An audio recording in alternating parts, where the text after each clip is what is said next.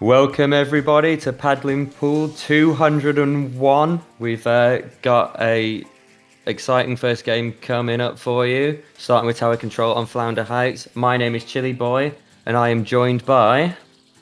It's me, the spy, even though I don't even freaking know.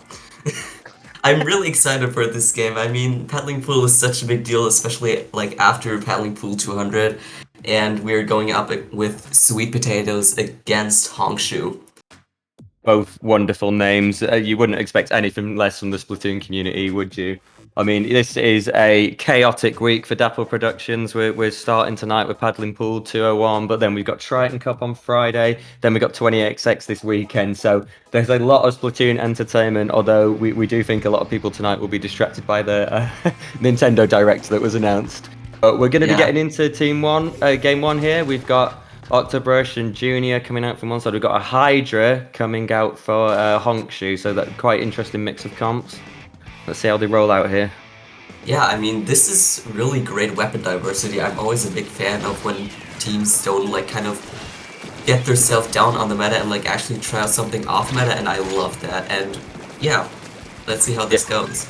yeah, we've got Vanilla Dynamo on Sweet Potatoes, which we don't really see that much of. And then, as I say, Hydra does definitely have a place in the meta, but you don't see it kind of too often. They're coming up from Honkshu. Honkshu are going to get the first push. They did manage to get the Dynamo down, and they are taking the tower, but there's 4 up on either side, so we'll see how much they can progress this. Yeah, and like the Tetras are kind of like pressuring the machine, and they're really good at distracting, but they do eventually go down to the Dynamo, and So they still need to refrain that push, but else this will be the second checkpoint for Hongshu if they do not manage to counter this attack out, and they're trying so hard, but it's way too hard to get in with like a Hydra on the other team. yeah, well, I mean, with 4 up on a side, I really didn't think they'd be able to push this far off that initial push, because it's not really like they got the numbers advantage, but they are making it work. The Hydra has been doing some beautiful pressure there. It's been hard to respond. They do get a really good trade there with the Dynamo, but the tower's already been pushed to 22. They were whittling down that final checkpoint, but Sweet Potatoes have managed to stop that, and this will be their chance to recover. Honkshu allowing their teammates to jump in, so it doesn't look like they're going to let it reset to a neutral state. The Hydra here, shallow, setting up again, really flooding Sweet Potatoes' side, which is making it hard for Sweet Potatoes to get control of the mids. Yeah, and I feel like if they kind of like push in and don't really get the trades or just picks in general, this will be really hard. But we see 3 people down on the side of Shu Honk and Hongshu, I'm sorry. And yeah, so this will be neutralized, and Sweet Potato is gonna go into this push while they set up a bubbler, and the machine is trying really hard with the Booyah Bomb to kind of counter that out, and yeah. Shu Honk is basically the same thing as Honk Shu. I think it's we've got a wipeout coming in here on Honk Shu's side. So we'll see what can happen. We've had some frame drops. Sorry, we actually have Honk Shu pushing here again. So Hydra again, shallow, setting up, being the one to take the tower, offering that aggressive presence. The bubbler there. You do not want to see a Hydra sitting in a bubbler. That is a very hard thing to contest. But it looks like Sweet Potatoes are doing what they can to stop the push, but again, quite chaotic. 3 up on the side. It looks like all the aggression has really sat with Hongshu so far this game. Yeah, and I feel like the Booyah Bomb output is kind of high on this, and Hongshu is really getting into there by just using all the special weapons that they can, and they really have a high amount of these specials, but it would seem like this could be a KO, and it is. I mean, I feel like that Hydra was such a strong offensive presence on that tower, and of course, when they're given the bubbler by their junior teammate, some of the Hydra's weaknesses there addressed immediately. So really good offensive pressure coming out from Hongshu. Sweet Potato seeming to really struggle once they lost that initial engagement, and then it was a series of frantic trades, which you really can't afford when you're the defending team. I mean, from a balance and seeding perspective, Honkshu are seeded 31st, Sweet Potatoes are seeded 34th, so balanced teams on paper. It is a best of 3, so we'll see if Sweet Potatoes can formulate a response to that initial game.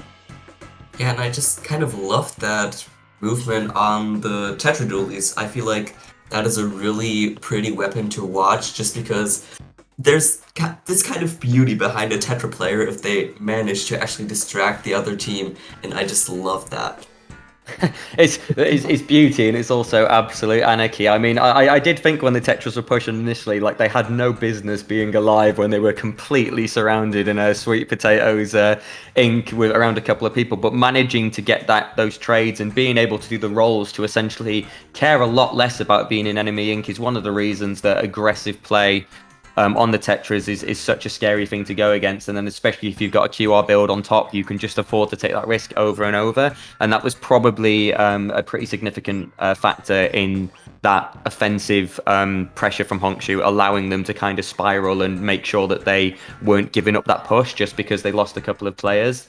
Their anchor, their backline did a really good job of giving their teammates space to kind of jump back in. So yeah, I think Sweet Potatoes did have some promising kind of engagements at the start. They just need to figure out the kind of defensive response a little bit better. And with zones being a bit more of a static objective, that is going to give them a chance to see if they can turn it around. Yeah, but I'm excited to see how the special output will be on this map because we saw that Hongshu was using all the special weapons that they could, and I feel like if they go on a machine again, then they're gonna spam the Booyah Bombs into the zone every time, and I feel like, I don't know, the other team will have to kind of counter that out, maybe like with Splatana if they have a Splatana player. I don't have any intel on this team because Splatana is yeah, I mean Splatana is something that we are seeing an increasing trend on, isn't it? Like we are seeing a lot more people pick it up. We're seeing a lot of people, particularly with the Stamper, showing an interest, but it doesn't look like we're going to see that at the moment. Honk's going for quite a sloshing heavy comp with the Explosher as well. Sorry, Sweet Potatoes with the the slosh heavy comp. They got a sloshing machine and an Explosher, which is great. So it's quite very offensive on their part. Honkshu are going with the Tetras again and multiple front lines and then the Hydra kind of anchor again. And it looks like they are going to get first cap pretty convincingly and quickly with one down on Sweet Potatoes, and we'll see if they just again are unrelenting throughout this game. Yeah, but the Explosion is going in with like Inkstorm, and they do kind of need to counter this out, but Sweet Potatoes do go in with some specials, and they do eventually cap the zone, giving the other team the penalty. And Sweet Potatoes actually managed to kind of push that Hydra, and which is kind of like the main enemy of like any player going into the zone, because Hydra has really good killing time and a really good range. And the Hydra is not giving up, but it does eventually go down to the Booyah Bomb of Sweet Potatoes. Yeah, this is a good response and adaptation from Sweet Potatoes compared to Game 1. I mean, Cammy has had eyes on the Hydra for the duration that they've been sitting on that platform, and yeah, they know that they let the Hydra set up and farm them kind of last time. They're not allowing that this time. 2 down on Honkshu there, but the zone has stopped. Sweet Potatoes have reclaimed the zone. They have a numbers advantage, but we need to see that offensive pressure now that Honkshu was showing them last game. They are looking a much stronger team this time than they were in Game 1. Yeah, and like the Hydra was just jumping out. It was too much pressure for the Hydra. And the Sweet Potatoes are really pushing the individual members, but one member of Sweet Potatoes goes down, giving the other team the zone and increasing the penalty of Sweet Potatoes, while 2 people on Sweet Potatoes are actually down. And they kind of are pressured to their base. They kind of have trouble getting in right now, but yeah, Hongshu got this right now. They could get the lead if they manage to coordinate their specials correctly, and we see the Ink Storm going into the zone. And that was such a quick cap from Sweet Potatoes, though. I think it must have been triple ink strikes coming out. I was noticing there as you were talking when you said that 2 had gone down on Sweet Potatoes. I think someone from Sweet Potatoes had brought the strike out and been taken out as they tried to. So Honkshu had a really good opportunity here to, like you say, force Sweet Potatoes really far back, and they have managed to do so. But getting that penalty is going to hurt Honkshu and is going to be frustrating to wear down. They are chipping away at it, but it's 4 up on either side now. We can see that the Junior had their bubble ready and has used that. It's 3 apiece. Sweet Potatoes want to get that penalty now, but 3 of them have gone down. There's been a really good offensive play come out from Honkshu. They've managed to reclaim the zone there without a penalty, and they're actually going to take the lead off that otherwise challenging situation. Yeah, and they actually got the lead from this while the T-Tag almost has the triple ink strike. This could get really interesting with like the quick cap again, and they actually get the ink strikes in, but it does not reach out for the cap, and that's kind of sad right now. But yeah, Yeah. this game is definitely a game for Hongshu. They just kind of sweep down the other teammates, even if they manage to like get this zone cap real quick. But that was just kind of, you know, interesting because triple ink strike is such an interesting special because it could get you like the penalty for the other team, which is kind of an advantage, but it doesn't really matter when you're still not really able to push in with your team. And I No, got it's I'm gone for like 1 minute. Excuse it's me. no, it's all it's a very yeah, it's a much more threatening special post patch in terms of how quick you can kind of blow up from it. You're still, of course, very, very vulnerable when throwing them out there, which is why I think you do see a lot of people go to throw it out to secure zone and get punished. And it's why Crab Tank is still very strong despite the recent patch changes, because it hasn't really been nerfed. It's more that things have been buffed to try and counter it. But that was yeah, that was a really good showing there by Honkshu. And the beauty of double elimination is that Sweet Potatoes are going to have a chance to kind of recenter themselves and yeah, see how they can adapt. They did look a lot stronger in that game too. They did look like they had a lot more fight in them, but I could really feel that panic the second time that Honkshu capped the zone, and then it did look like they were just kind of coming out one by one and dropping, and Sweet Potatoes, of course, are just going to be able to kind of maintain map control throughout that situation. Massive congratulations to Hunkshu, of course, for getting through round one. Savagely, they are going to have to face Yes Sir in round two, which is, yes, yeah, very challenging team to be going up against. But yeah, we'll see what they can do to make that happen. I believe we are going to be taking a quick break while we just kind of confirm details for game two. And then as soon as the lobby's up and ready, we will be right back.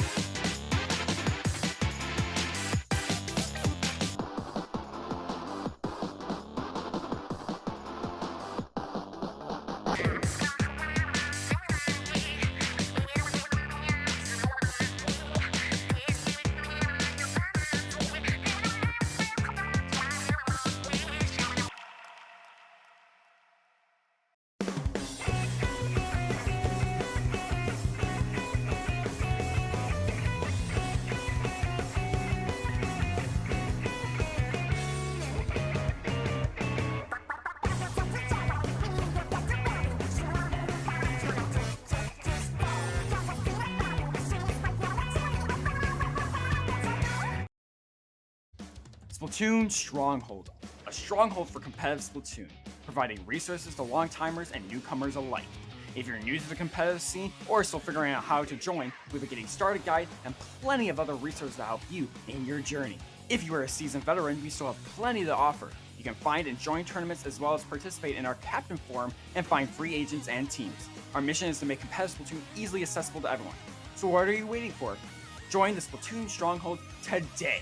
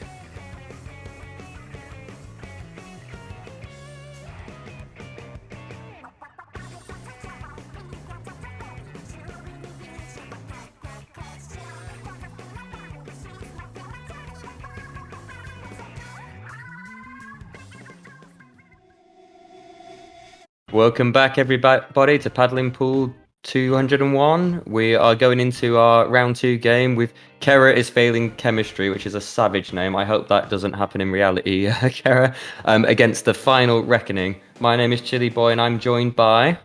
By me, it's the spy, even though I'm not a doctor, you know? You're like the friendliest, chilliest sounding spy ever. Like, you imagine like a spy voice, like really threatening and whatnot. It just sounds like really wholesome. It's great. But we're going to be going into Clan Blitz on Inkblot Art Academy for Game 1. Just in terms of seeding, Kera is failing chemistry. I feel bad every time I say that. It's like I'm shaming someone. Is seeded number 8 from the final reckoning is seeded 25th, but seeds have been wrong before. We'll see how that works out in practice. Spy, what's your thoughts on Inkblot on Clan? It is... I kind of have mixed feelings because I do mostly play brush on clams, and I feel like on this map it's just way too tiny. I don't know, I just always feel like I'm in a tight situation whenever I play brush on this map, and I don't know how I feel about it. I kind of like it if it's like really coordinated with the team. Yeah. But I still don't like the movement on this map just because I'm a brush player and I need more space. Yeah. No, I can. That. I mean, I'm a one-trick try stringer of all things at the moment because I'm really on that weapon well, and I like how much reach I have on a map like this. But then at the same time, it is so easy to just get flanked and overwhelmed. So, expecting a chaotic game, expecting a lot of offensive gameplay and not much in the form of stalemates.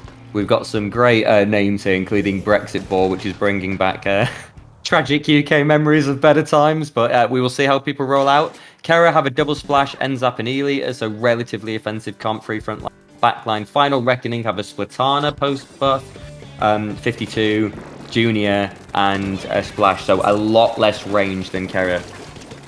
Yeah, but I mean, I still like these both comps. I mean, double splash is obviously something that we see a lot, but I'm also like kind of a fan of Splatana players. Like, I watch Pro Chara, and I mean, I just kind of love the weapon class, and I feel like it's interesting to see how this player is going to play Splatana, just because I love this weapon. Oh, it's such a flashy weapon. It always looks so cool, and I think it is gaining more respect as a viable weapon in the meta for sure, if that wasn't already the case. It's been a really good back and forth so far. We've seen a lot of people go down on kind of both sides, trades or revenge kills. Oh, that was a gorgeous snipe there from Beanie, making sure that crab tank could not flood and put pressure on the on Kera's plat. Beanie doing a fantastic job there of playing that anchor roll to perfection. Wavebreaker coming out to try and find out where the enemy team are, and then soundly retreating. Final Reckoning look like they want to be quite offensive here. They do not want that Elite camping them for free. But again, Kera's team defending really, really well, and it looks like 2 down on Final Reckoning's part, and Kera maybe having the opportunity for first score here. Yeah, I mean, 3 people are down on the side of Final Reckoning, and this could be Kera a good chance to push into this, and they do eventually get the clam into the basket. While the end is down and the splash is down too, they just kind of get out the crab tank. Maybe the E-Leader's not gonna totally scoop this one out again like last time, but it actually didn't. So yeah, the Splatana is just kind of pressuring the team, even though it's not really doing anything right now because it's dead, and there are 2 people down on the side of Final Reckoning, so they're kind of in a tight situation right now. Yeah, it's gonna set up here for Kera to have another shot to push. I do love that it was Kera for Kera that broke the basket and got the kind of flashy opening score. But yeah, Final Reckoning did struggle to stop that initial push. Kera haven't scored very much. You know, it's very, very easy to recover from just the basket breaking once and a 10-point penalty. But I was surprised at how much Final Reckoning was split up whilst Kera was still pushing. So it looks like they were keeping up a lot of offensive pressure. They are gonna break the basket again. 2 down on Final Reckoning's part, and this is the chance to really start whittling that score down on Kera's part now, while Final Reckoning are down on their numbers. Yeah, I feel like the person who gets the big clam in is just kind of going in solo, and this could be scary because this may not give the team a lot of opportunity to go into like get more value out of it, but it seems like Kera is really getting it, like already 40 down. And they do have a 25 penalty, but that's okay. I feel like they can still catch up to that. They definitely can. And just did a really good job there of pushing Beanie back. Knows that they want to get the Elite down, that the Elite has been getting some really flashy picks, putting a stop to that with a Splatana Wiper in good fashion. I mean, another thing for Kera is, of course, they have the end up on their side. They have a tactical post buff, and I feel like that's probably also been a factor in the fact that if there's trades and the like, they're able to recover from those trades so much quicker. It does look like as the game is going on, Kera are getting a lot more picks than Final Reckoning on the average, which is challenging. But Final Reckoning just need one solid coordinated push for them to be able to clutch this, and they've got a minute and a half to do so. So better to take the time and get it right. 2 are down on Kera's part. So this is Final Reckoning's probably best chance so far. It does look like they're going to try and make an offensive play, but we're seeing Brexit Ball doing Brexit Ball things and trying to defend, but they are going to get on the board. Unfortunately, it's only Splatana Wiper alive, so it looks like that 20 points is all Final Reckoning will get for now, but they've got a minute to regroup. Yeah, but the split was kind of interesting. I mean, he kind of had this splash wall to kind of support him, but he still died in the end, but I feel like that was just kind of thing that you do when you throw the big clam into the basket. You just die right away. And the Splash is just kind of struggling against the other team, while Brexit Ball is just popping off any of these people trying to get into their base, while Bean is just watching over everyone.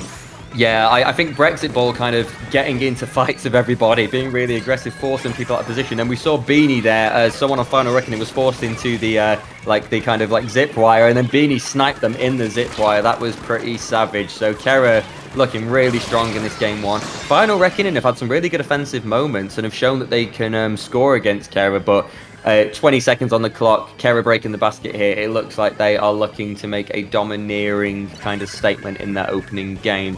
But yeah, good moments from Final Reckoning. It wasn't a complete kind of dominating showing, and they'll have the next game to regroup and rethink about what they need to do differently to clutch a game out. But that is true, but they actually do score on this team again, so it is really not that bad, but it is really not possible to get any more value out of this if this player really doesn't.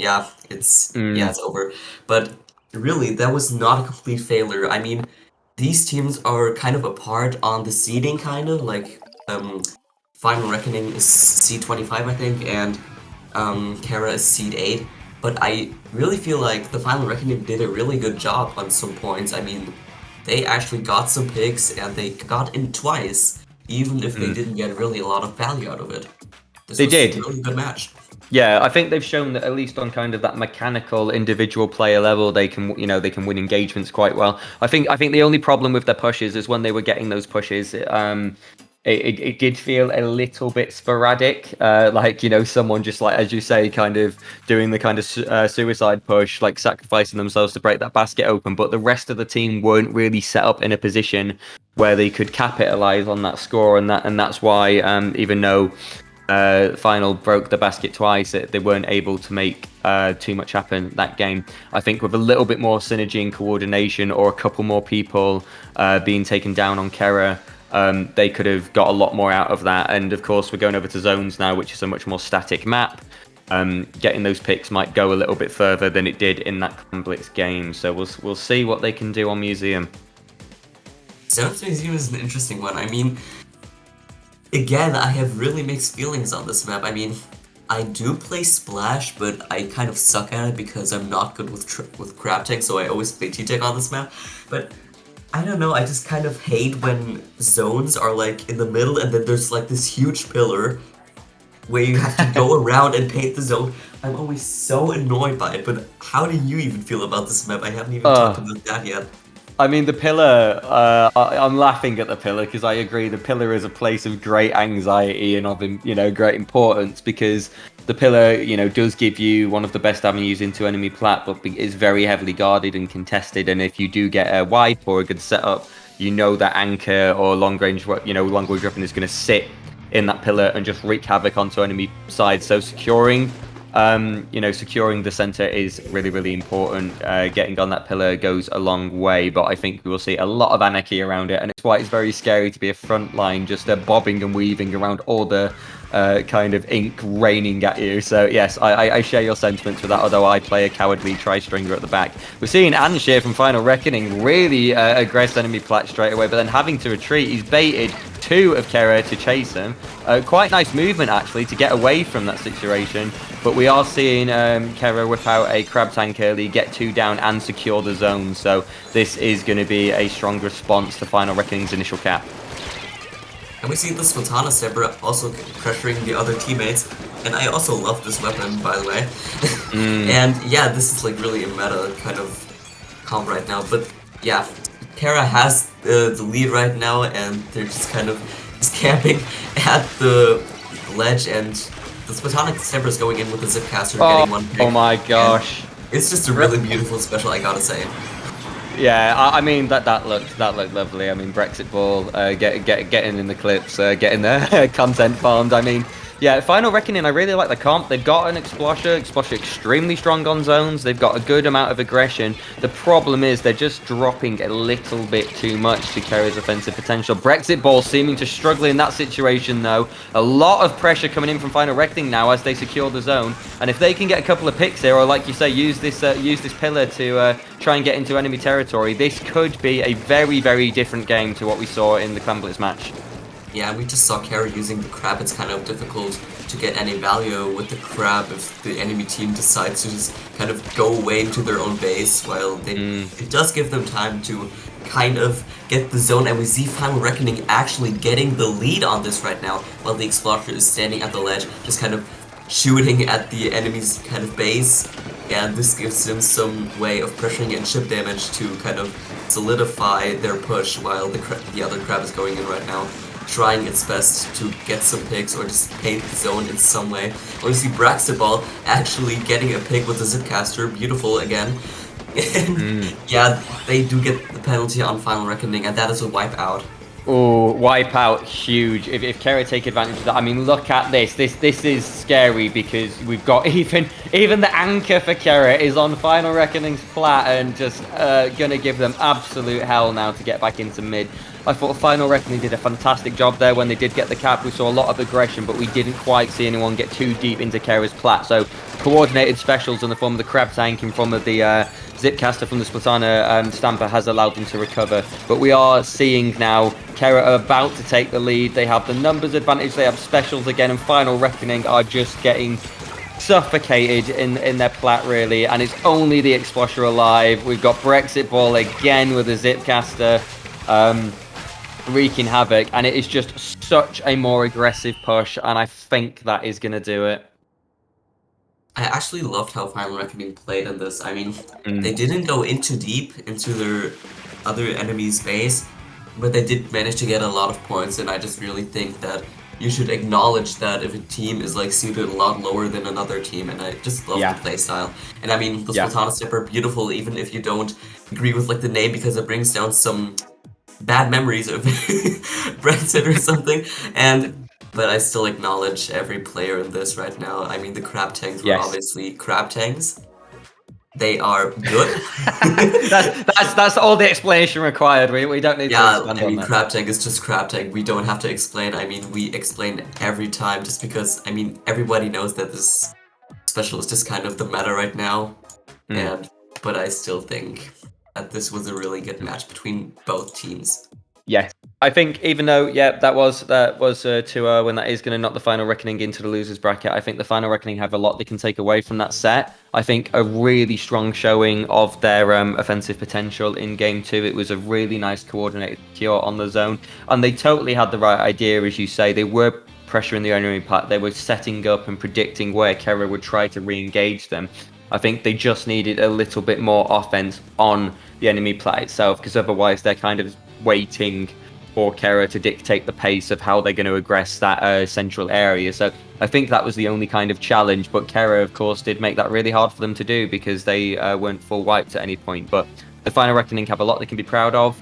It was a good showing. They're going to have a losers run chance to kind of recover, and they are going to be playing Sea, nice pun because it's CSEA opposed to SEE.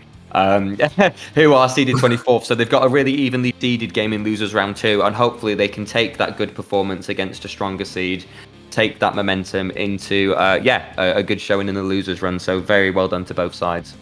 Yeah, I mean, I don't know which team is gonna play right now. Maybe like I don't know, but I feel like the Final Reckoning is gonna do really good in this if they just, you know, they got the experience from this kind of match and they know they can do it.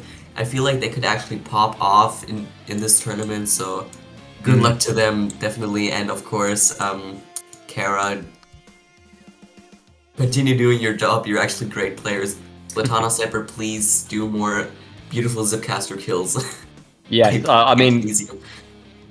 Awesome. Yeah. Okay.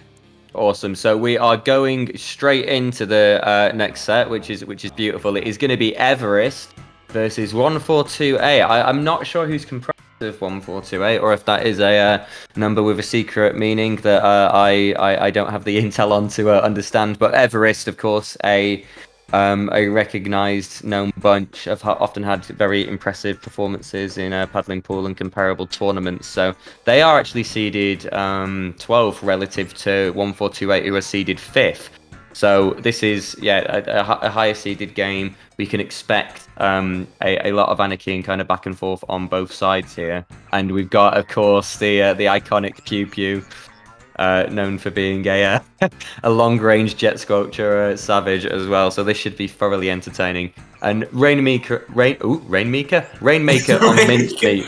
Yes, that is syllables hard to say together. Rainmaker on mincemeat. What is your thoughts on that, Spy?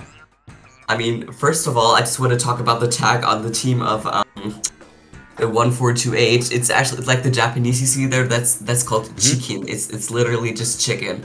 Chicken. I love it.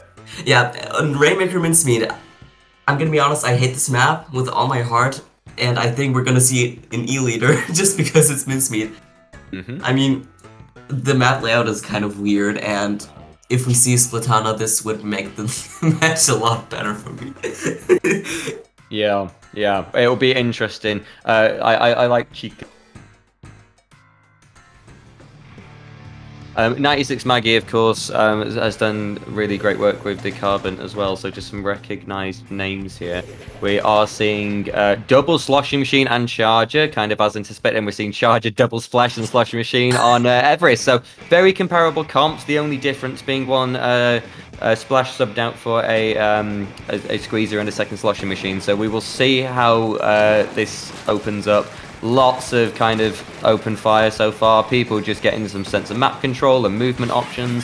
No picks as of yet, but that's good. We want to be taking our time. Although the grab tank out immediately and then sniped immediately. That was a brilliant play by Aloha, although getting promptly revenged by the E-liter. Yeah, I feel like the scoped Charger could have some issues here because the scoped E-leader just has way more range. But we see that Everest is going into this and getting the checkpoint definitely on this. And there are two people down on the side of 1428. We're gonna have to find like a acronym or something, I don't know. And yeah, Everest just goes down getting the points down to 46. And the E-leader actually has their special split. I don't think it will utilize it right now because there are two people down on the side of Everest.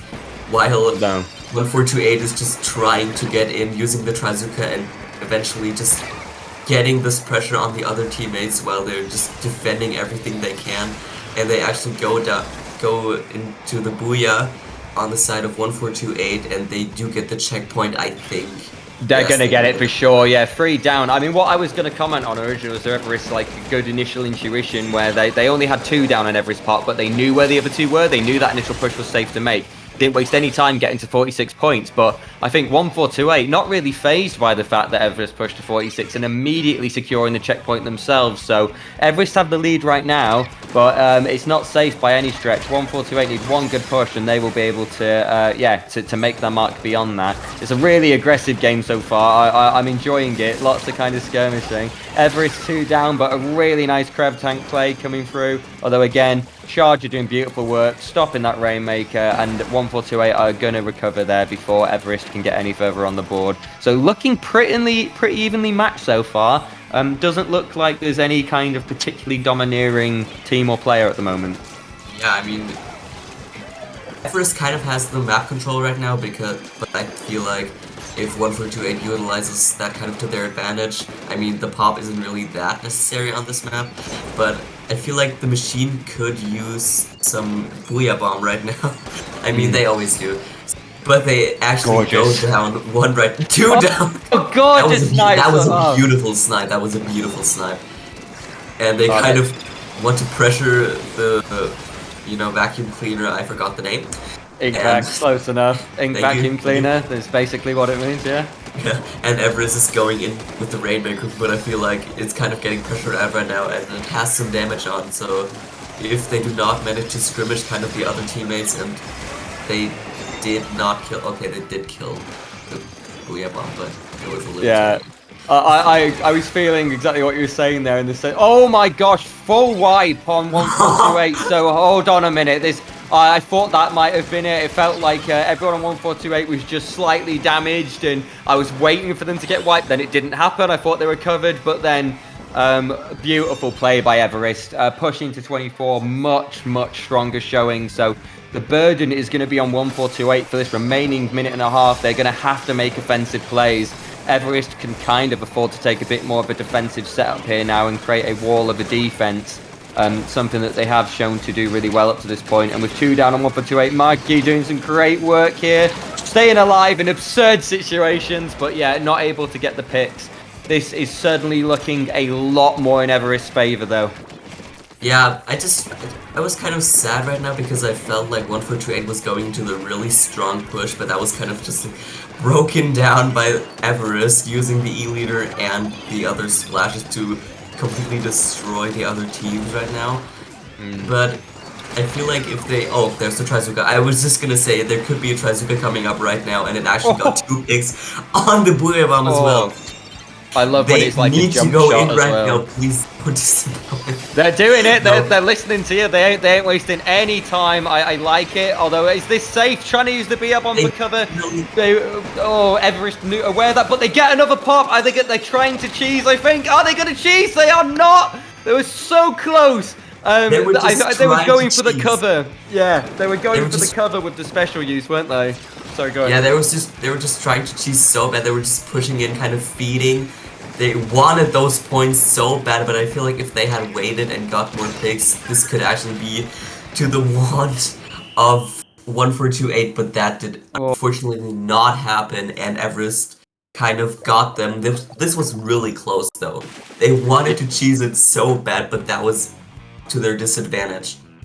I mean, I love it. They made sure that it came down to the wire a bit. They'll have made Everest's heart rate maybe go up a little bit there and make them feel a bit less comfortable about that game 1 win for sure. I mean, I think it was, I mean, we joke and use the term cheese, but I think it was kind of calculated cheese in the sense like they were definitely trying to use the specials for cover. They went for really quick coordinated pop. That is a way that you sometimes get a couple of a low effort kind of picks, if you like, on the enemy team. And then they did have a very small ink trail, but Everest, they just stayed in that group. They just stayed with an absolute rain of blue ink so that they wouldn't be able to tank, the damage enough to get that points. 3 points in Rainmaker is nothing to get a win by. So that was, exciting game. I think it could have gone either direction. Both teams had some really exciting pushes. And now we're going to a very, very different map form of Wahoo World for game 2. How do you think this one's gonna go?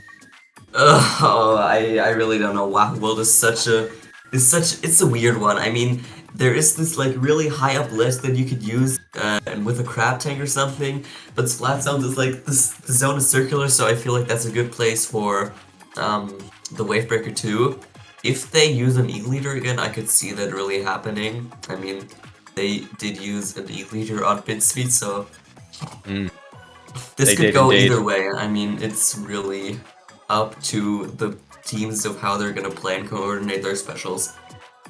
Yeah, I think we've seen that these are 2 teams that really know what they're doing. They know that they can't just panic and launch themselves into the fray. They are trying to synergize and build off what each other is doing in terms of decision making. They're both quite well in sync. They both know how to capitalize on the numbers advantages. So it should be an entertaining game. Of course, Wahoo World quite unique kind of zone formation. It is a map that kind of evolves with the platforms, and it has a few kind of sneaky avenues where you can flank. So we could see a lot of switch ups and adaptations based on how this game goes and evolves. Really, we are sticking to double sloshing machine and E-liter on 1428 with the squeezer, and Everest are opting to replace one of their splash-o-matics with dualies. But very much same kind of specials and same kind of setup. And Ink, is continuing to use these splat charger rather than the. Yeah, the splashes is kind of going into the crab tank immediately, like getting the early crabs, like something that I see a lot. And they just kind of went to pressure the other teammates, and that worked really well to the will of Everest, because they now have the zone capped. But I mean, 1428 is going in with the Booyah Bomb right now on the Trizuka, but they didn't really get that much value out of it, while Splash tries to pressure the other teammates, but that didn't really work that well because they got picked out immediately, while the Scope Charger got that sloshing machine, and they're kind of getting pushed back into their base, and they have a crab tank. This is looking a much scarier game for 1428. I mean, Everest have pushed so deep. The coordinated specials are coming out now. The Ink back to protect their teammates, making the offensive play. The Booyah Bomb, yeah, I'm sure it was trying to take out one of the backlines, but of course because everyone on Everest, because everyone on 1428 was up, they were just immediately able to kind of paint over that. This is going to be their chance to get on the board, though. They've managed it. A 63-point penalty. That is not what you want to see if you're Everest right now. And I would not count 1428 out just because of that rough start, because we've seen what they can do. That being said, Everest with an extremely strong response to take the zone back again. But that Booyah Bomb taking out T. Their anchor's gone, and this will be 1428's chance to try and get some picks. I mean, it's 2-on-2 right now. This could go either way, but yeah, one person is going down on the side of 1428, and they just kind of keep the zone on the side of Everest, trying to pressure out the other teammates, while there are two people on the upper, like, higher pillar on the right side. There are actually three people right now, and the E-leader is doing everything it can to utilize its range with the Trizuka in combination, but it seems like it's really difficult just because of that, you know, the little wall, like, kind of getting away from the other team, because it's just such a great place to kind of shark. But we actually see two people down, and this is probably game or not. Oh, they're is trying it not? desperately. It is oh game. My God. Oh, it is game. This is kind of a desperate situation. Yeah, I mean, that was. I mean, it felt like Everest just took it up a notch that game. I felt like, 1428 did get that one opportunity, but other than that, they were on the back foot throughout that entire game, really. I think it was just a suffocating amount of offensive pressure on Everest's part, and the map control when they got the zone the first time was so scary. Like you said at the start, with getting a crab tank that quickly, it's just it's terrifying to be on the receiving end of something like that early on, when you can just rain ink and death down from the skies, and they took advantage of it beautifully. So that is a very solid 2-0 so far from Everest, but we are best of 5, so 1428 not out yet. Nothing is over. Yeah. I mean, the crab tank is just, I feel like I just get kind of confused because I never get these early crabs. I don't know how people do it. Even if I paid, I just never get them. But Clam Scorch Gorge is also an interesting one. I feel like it's rather one of the more neutral kind of clam maps. I feel like they're the really hated clam maps, then they're the really loved clam maps, and then there's Scorch Gorge. How do you feel about this map? It's acceptable. I like Scorch Gorge. I think Paddling Pool don't have all Scorch Gorge kind of map mode combinations in the fray, but I understand why they've got Clam as the options. I think it's quite hard to get a cheesy score on. You really have to be well coordinated and get good control of kind of enemy territory, which is much easier said than done with how the map is kind of designed. Huge pillar to contest around in the middle, and then of course all the anarchy on the grates. So I think it'll be a really exciting game. Match point for Everest here, 1-4-2-8 on the back foot, but absolutely not out and cannot be kept out. They are seeded as high as they are for a reason. We're not seeing any composition change in 1-4-2-8 either, so they're having faith in what they're running, and I understand that. It is a solid comp on paper. A really aggressive comp from Everest. They've given up the Charger for another front line. They've now got 2 splashes and the dualies. Yeah, I feel like Chargers are kind of not that much played on Clamlets. I mean, I understand that they have to push in and just kind of get the picks while they're on the enemy basket. But we already see one member of Everest in the base of 1-4-2-8 kind of distracting everyone, and they get the big clam in while the machine was just going off and distracting all the other enemies while Everest is going to get more clams, but it's kind of pressured out while the machine gets one more pick. And yeah, oh my god, that was savage. The scope charge just sucking in that Booyah Bomb, that was such a savage move. He's brilliant, yeah. I mean, I love that. I love that the Booyah Bomb just looked menacing, Spirit Bomb energy, and then just fizzles out into absolutely nothing. But Everest, I think they've just seen from the Wahoo game as well how suffocating offensive pressure is hard for 1-4-2-8 to deal with right now. You know, being on the board already, not by many points, but they are setting up for a second push here. It feels like Magi here holding this Booyah Bomb, trying to look for that right opportunity. Stalling for time, but not managing to get the picks, and then an aggressive Booyah Bomb from Everest coming out. It's all on 1-4-2-8 side at the moment to defend this. It feels like Everest are dictating the pace of this game, a bit similar to the last one. But we've got 3.5 minutes to work with. Nice Zuka from Pew Pew. Beautiful Zuka. Must have known that we were looking them specifically. And this is now a really good chance for 1-4-2-8 to get some map control. Try and kind of recenter themselves and get themselves on the board. Like they need to be turning up the heat on Everest. And there was just like 3 burst bombs on one person. That was really sad to see. And yeah, the splash is just kind of like, I feel like it's on the side of Everest again. They have the map control back. They're really dictating this game right now. This is really scary for 1-4-2-8, especially if they do not utilize their Charger right now, because I mean it has the most range out of any weapon right now, and the Squeezer actually gets a pick. So that's kind of good on the defensive system on the from 1-4-2-8. And there's the crab again, and the Booyah gets cancelled. That is really sad to see. And the crab actually gets kind of cancelled too. And there are 2 people down on the side of 1-4-2-8. This could be another chance to kind of get in the push, but I feel like Everest is not going to utilize it that well right now because they're kind of desperate to get more points while they always go in, but this could actually be not really to their advantage right now. We've got a crab on the pillar and a crab on the ground. It's a crab dance nightmare fuel everywhere. But I mean, yeah, I mean, Everest just did so well when they were 3 people down, just to get like the entire of mid under their control somehow immediately. So I think, you know, I'm still a massive believer in the slosher machine. I don't think the nerves have affected its viability too heavily. I think it's still a good competitive weapon, but we are possibly seeing the consequence in the sense of how consistent these frontliners are for just flooding the map with ink by comparison, and some of the flaws of the slosher machine coming through here. Everest on the board again, whittle down the penalty, and they have been fully wiped by 1-4-2-8, so this is their chance to recover into mid again. But they've got a 56-point deficit that they've only got a minute and a half to make up. That is stressful, but we'll see if they can do it. Yeah, they already have a really strong lead, and 1-4-2-8 is just kind of trying to go in, but that Fizzy Bomb just completely destroyed all their plans right now because it is just such a good pressure weapon. But it seems like 1-4-2-8 is utilizing their specials really well, and that does give them the push. Well, they need to get more clams though if they really want this advantage right now, and they get the big clam in.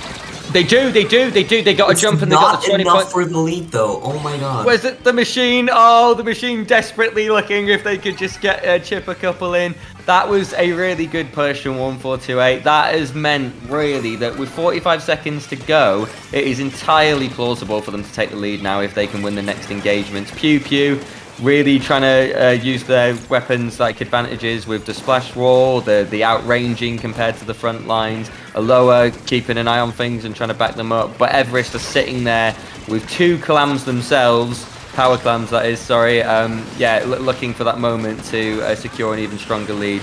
There's 18 seconds to go. 1428 have to make a play, and they have to make it soon.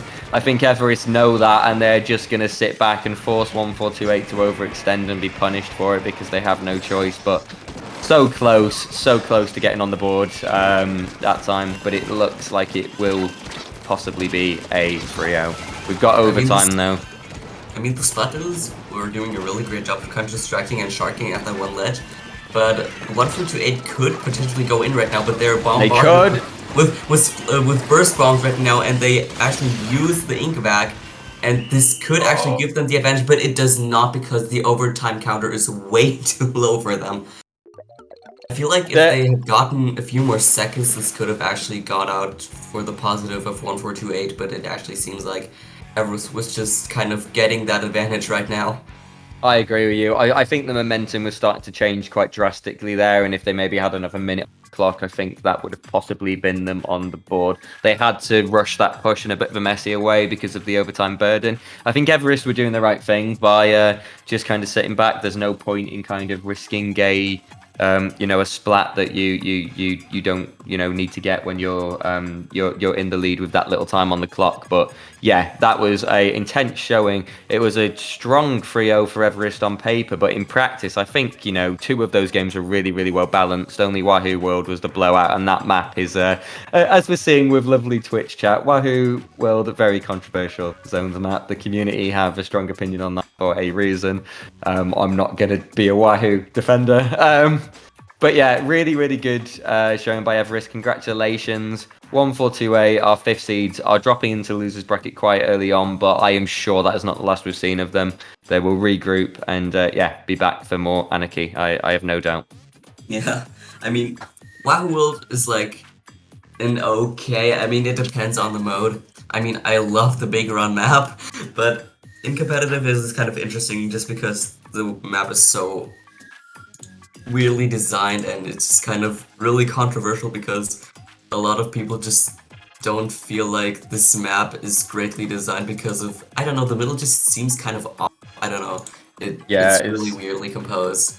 Yes, it's a mess, but yeah, I think it's it exists. We're gonna have to learn to deal with it. I think there's a lot of conversation, isn't there, around the map design kind of philosophy shift between Splatoon 2 and 3, and I think as a community we're doing our best to adapt to that. But there are some aspects that you can't adapt to past a point. Thank you for joining us, everyone, so far. We are going to take a short break while we identify our next. We'll be casting, and we will look forward to rejoining your lovely selves shortly for the next round.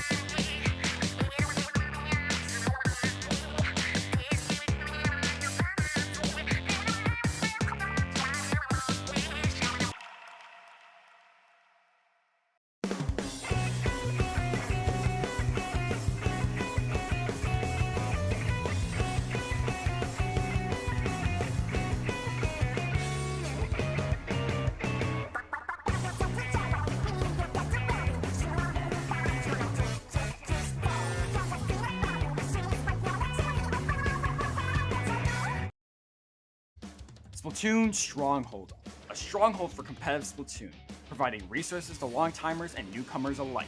If you're new to the competitive scene or still figuring out how to join, we have a getting started guide and plenty of other resources to help you in your journey. If you are a seasoned veteran, we still have plenty to offer. You can find and join tournaments as well as participate in our Captain Forum and find free agents and teams. Our mission is to make competitive Splatoon easily accessible to everyone. So what are you waiting for? Join the Splatoon Stronghold today!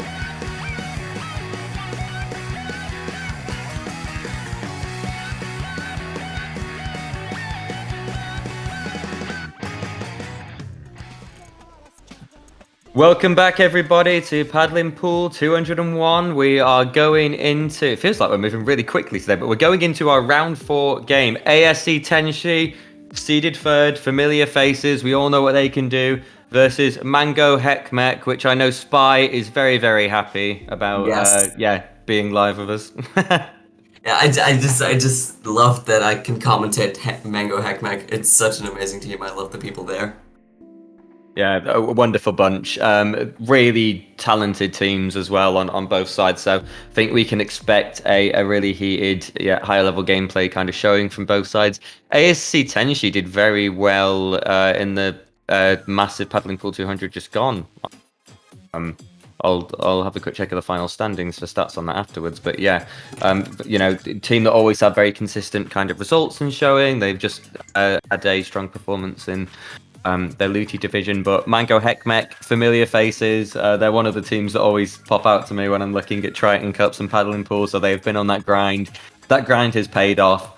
And respectfully seeded 6th. So it'll be really interesting to see what is on display here. I'm hoping that we don't get a kind of knockout on either side and that we're going to see a longer set and a bit of a back and forth.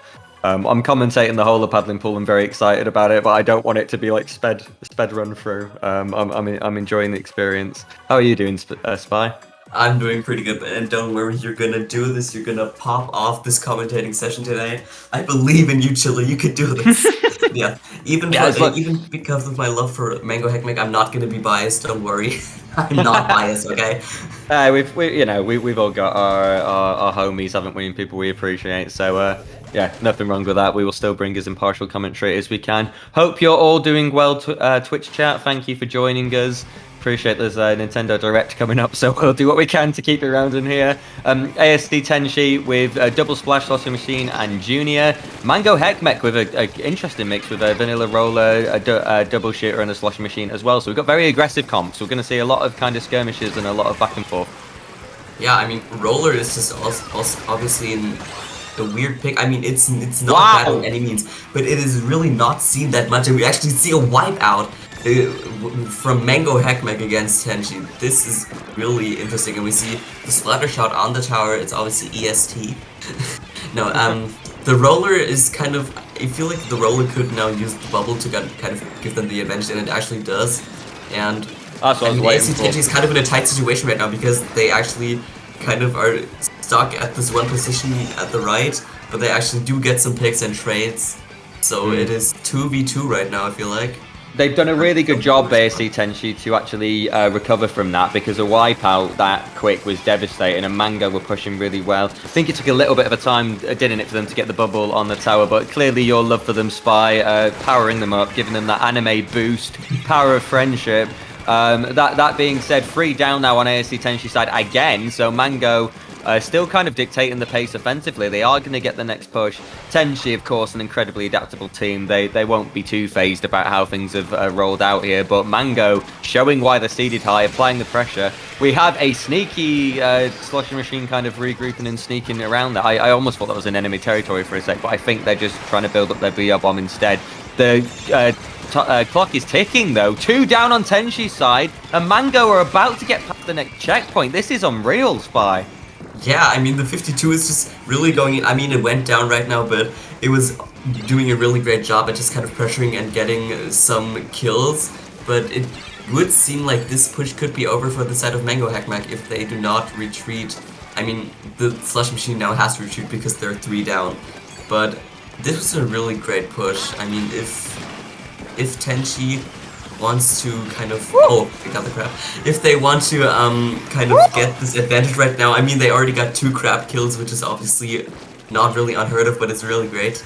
They actually go on to the first checkpoint while the 52 is just kind of getting pressured out right now by 2 people, and they do get the pick, but the Booyah Bomb's kind of pressuring them out of the situation, but they still counter this out while they have a double kill.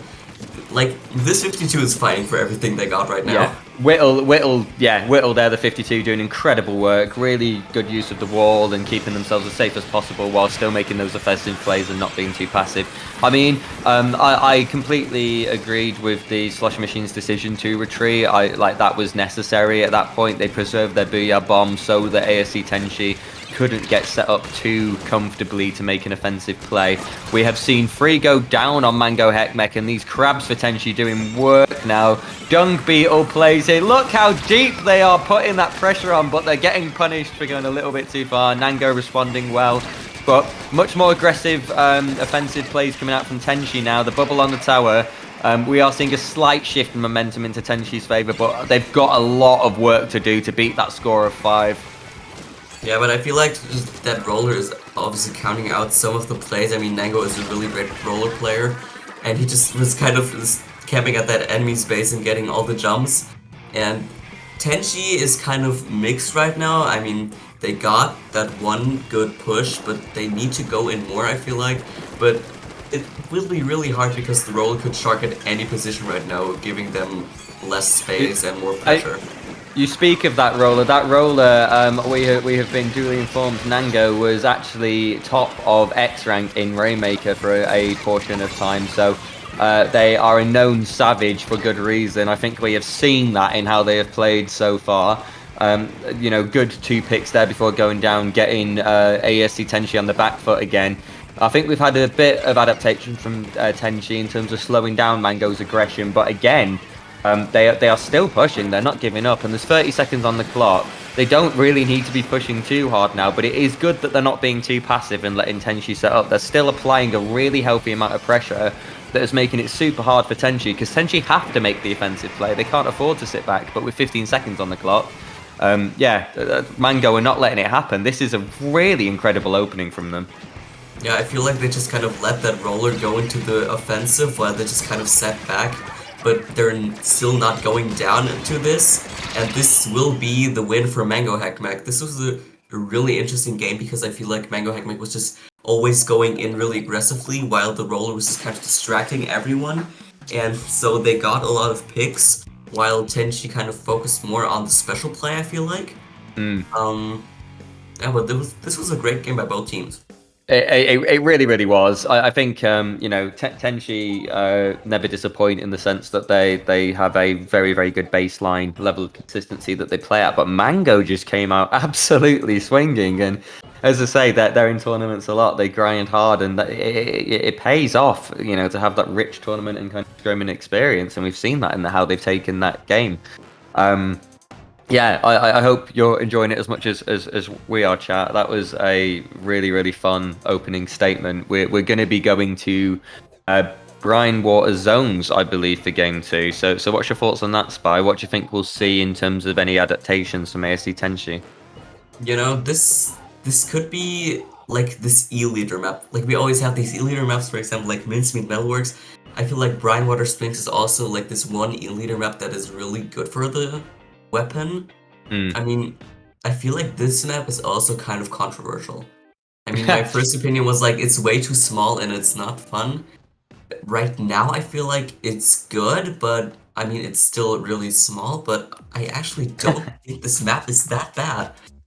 I like Brine your Water. opinions on this, Julie? I'm laughing because like your thought process does kind of mirror the stages I've gone through with it. I mean, it is very small, it's suffocating. I, as a tri-stringer, kind of love that because everybody's food if I can aim well enough. But I think that the difficulty I have with this map is when if your ramp is getting locked down, it is hell.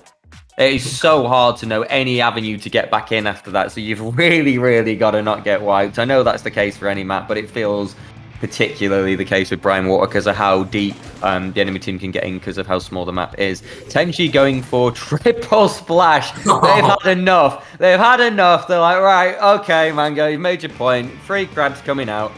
Mango, we'll see what they're very aggressive as well with their composition, so we're going to see a lot of skirmishing, I think, Spy. Yeah, I mean, my E-Leader kind of hint was like completely it's completely aggressive. I feel like there's gonna be a lot of movement involved in this just because shooters and, you know, the Slushing are very diverse, and if we see some good Trizuka picks, I'm already happy. Yeah, I mean, Trizuka, I don't find it the most consistent of specials, but damn, it looks good when you get a flashy double or triple. Yes.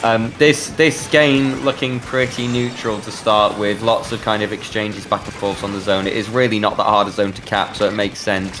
Even numbers on the board, lots of fighting. They're 3 down on Mango Hek Mek off the back of that exchange, so Tenshi now have a numbers advantage and a really good chance to get turf. Max, there's Machine there, not even really able to get out a ramp safely because they're being bombarded with the crab tank shots and the like. So this is looking scarier for Mango than game 1. Edgar doing what they can and then just stepping away safely. Whittle looking for a way back in. We saw how good they were in game 1 with the wall, but yeah, messy game so far. Mango managing to stay calm though and get the zone cap. So yeah, we're in for a ride this time, I think. Yeah, I mean, the crab right now was just like suffocating these other players at their base, but they did eventually get back to their pace. While they do eventually go down to the crab, fortunately, I mean, crab is just really good in general. We have already talked about that enough. Yeah, and now Tenshi is getting this zone cap right now while they're working down on their way to the penalty. And Mango is trying everything they can, but they have to retreat eventually because there was just way too much pressure put on them right now. And, I mean, they have 2 specials ready. They could go in right now with all they got.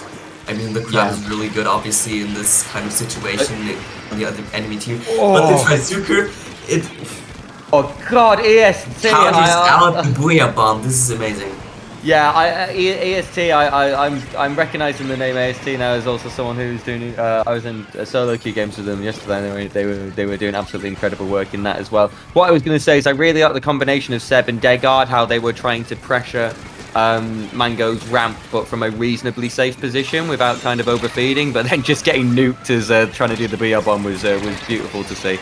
That is a beautiful BR bomb from Tenshi as well. So Tenshi are holding the zone. They did get a penalty. Mango did sneak a penalty in there, but it doesn't really feel like Mango have been able to get out of this bind that Tenshi have had them in for the last minute and a half, really. These crab tanks are doing the trick right now in conjunction with this really coordinated gameplay.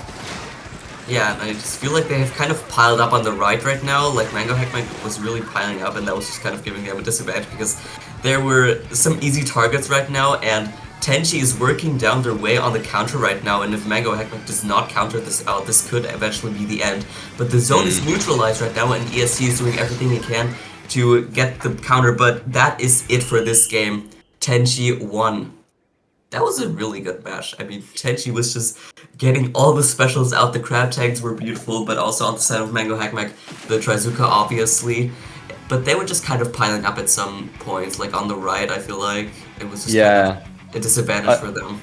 I just laughed. I just read chat, and Flash has put ASC molding, and it really did have that energy when they whipped out the third splash. Just like, right, had enough. Like, this is you know, not happy with how Mango were kind of quite domineering in that game 1. And I mean, that is though, jokes aside about the composition, that is kind of top team mentality in the sense of, you know what, we've had a setback game 1, it's not gone how we've wanted, we're going to keep calm, we're going to regroup, we're going to evaluate our strategy a little bit, and then we're going to get back in there and see what we can do. And they have responded really well.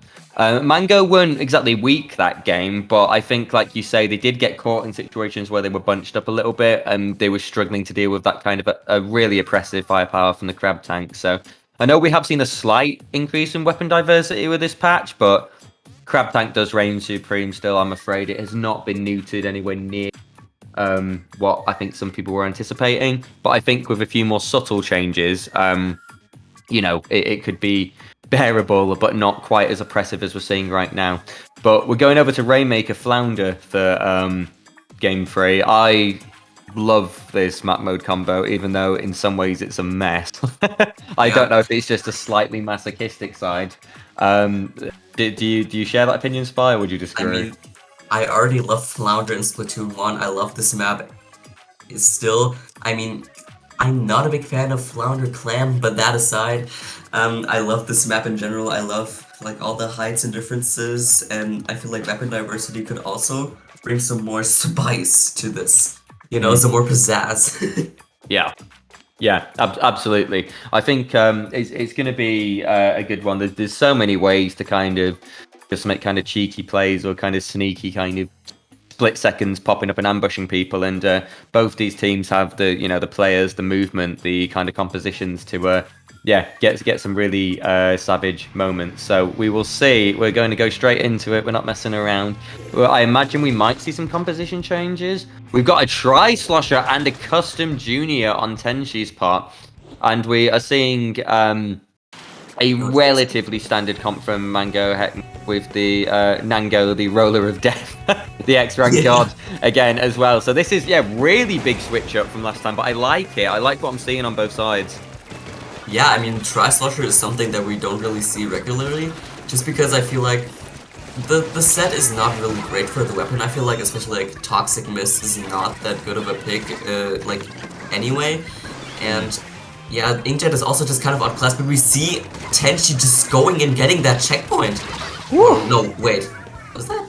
No, wait. It was Tenshi. It was just it was Tenshi, yeah. It was split seconds of. I think it is the checkpoint. Yeah, I think they have managed to clutch it. But yeah, I mean, Tenshi just seeing an open there and taking it, and you can do that. I mean, it's open at the moment. It looks like it could possibly be pushed further, but they have managed to let it reset. That's fine. 61, not a big statement in the grand scheme of things, but having the checkpoint out the way that early is always nice. Always means that that the potential for that next push is just so much richer. That Killer Whale doing a nice bit of work there to get a couple down on Tenshi's side, and Mango Hek Mek here looks like they're eyeing up an opportunity. But what was that? They just blew up in our faces. I didn't see what that was. I think that was like a bomb, because they were just kind of outside of the bubble shield, and I mean, a bomb is devastating in that position. And I feel like the Roller was just kind of using that bubbler kind of selfishly. I mean, Roller is a kind of selfish weapon in many ways, so that was just kind of utilizing it for their advantage, but it kind of went to the opposite, because that bomb just kind of blew them away right now. But Mango Hek Mek is going in with the Rainmaker right now, and they don't get the checkpoint actually, but that was just kind of the foundation of a push that could have been really good, but we see basically all the members down and only the Roller kind of left, but he's still pressured out. I think the problem was Nango dropped. Nango, their roller, dropped just as that push was kind of getting started, so they were suddenly doing a 3-man push against a 4-man team. So the potential was there. It fell. And Tenshi are not wasting any time. They're getting straight up there, and they're on the counter offensive. And this is the one thing that I do think is a bit jank with Flounder, is if you've got control of the top, you can just flood enemy side and just make everything terrifying. And Tenshi they're taking their time with the Rainmaker, and I don't blame them. They're seeing opportunities here to get some picks before they go in. But Mango doing a good job of getting the Rainmaker down and not allowing that push to happen, but Tenshi have managed to get the pop, and I think they're just going to bail this now that there's only one up. They're going to see how many points they can get before the enemy team have respawned. And we see that the Rainmaker is just kind of going really safely, not just trying to kind of feed in. While they still want points, they don't feel like it's necessary, and they have point remaining until game, but that unfortunately did not work out for the... you got to admire the attempt. Yeah, Booyah Bomb straight on it for that second pot. They want that match over. They don't want to give Mango breathing room, because they know they are a team that could make the comeback happen. I mean, you're absolutely right though. There could have been temptation when it was just a sloshing machine up, and this is what I thought Tenshi were originally going to do. I thought the Rainmaker was just going to bail before the enemy team fully respawned and just get as many points as they could. But instead, they moved forward a little bit, they progressed the push a little, but then they regrouped again to get the numbers advantage again, so that the chance of dunking was so much higher. And the fact that the burden is on Mango with only 1 minute 20 seconds to break the checkpoint and get the kind of full knockout, this is a very, very challenging match for Mango to recover from at this stage, I would say. But you never know with a team like this. They have got the checkpoint pretty much immediately. Yeah, I mean, they just kind of had the mid control, and that was giving them a good opportunity to kind of get this checkpoint right now. And they did eventually get it, but the machine is going down to the 52 because of, that aim is just on point right now. But we only have like 47 seconds left if Mango does not manage to kind of get a, backup. And this could mean devastating events for them right now, especially that Fizzy Bomb is just kind of pressuring them out, because it's just such a good pitching tool. Yeah, I think when we're talking games of this level, you can never really assume any match is kind of won outright, and Mango will give this their all to their end. But Tenshi, I think, seeing the fact that, you know, there's no more aggressive work needed really, this is just about making the push as insufferable and unsafe for Mango as possible. They're doing everything they can, but that was a beautiful Zuka shot. Whittle is going to decide now's the time to step down. They have got the Tri-Slasher down. They've secured the zip line so that Tenshi can't use that as an option. And Whittle is just fishing here for how people might get back in. I like that they're taking their time. They know death is the end of the game, so they're doing everything they can to get this opportunity to get that response and take advantage of any nerves that might be settling in for Tenshi as we get into overtime. But yeah, it's looking messy, and it looks like Tenshi are doing everything they can to not make those mistakes and give Whittle that chance. Oh, let me up, I'm so close, but Whittle moving away, but with 16 seconds to go, 2 down, I think Tenshi have done what they've needed to do. Yeah, I mean, the only way out of this game would just to be KO, but it is way too stressful when you're on overtime and there's so much pressure on you right now. And I feel like Mango just didn't really get that chance right now because the pressure was too high and the enemy team was just kind of getting all the picks while they were just kind of devastated.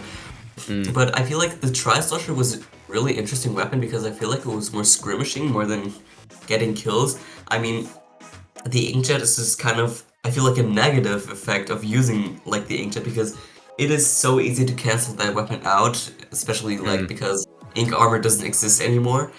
And yeah, like the Tri-Slasher was a really interesting pick because really we don't see it a lot in competitive because a lot of people just get themselves done on the meta like Splash and everything and maybe E-Leader or a Splatoon Sniper.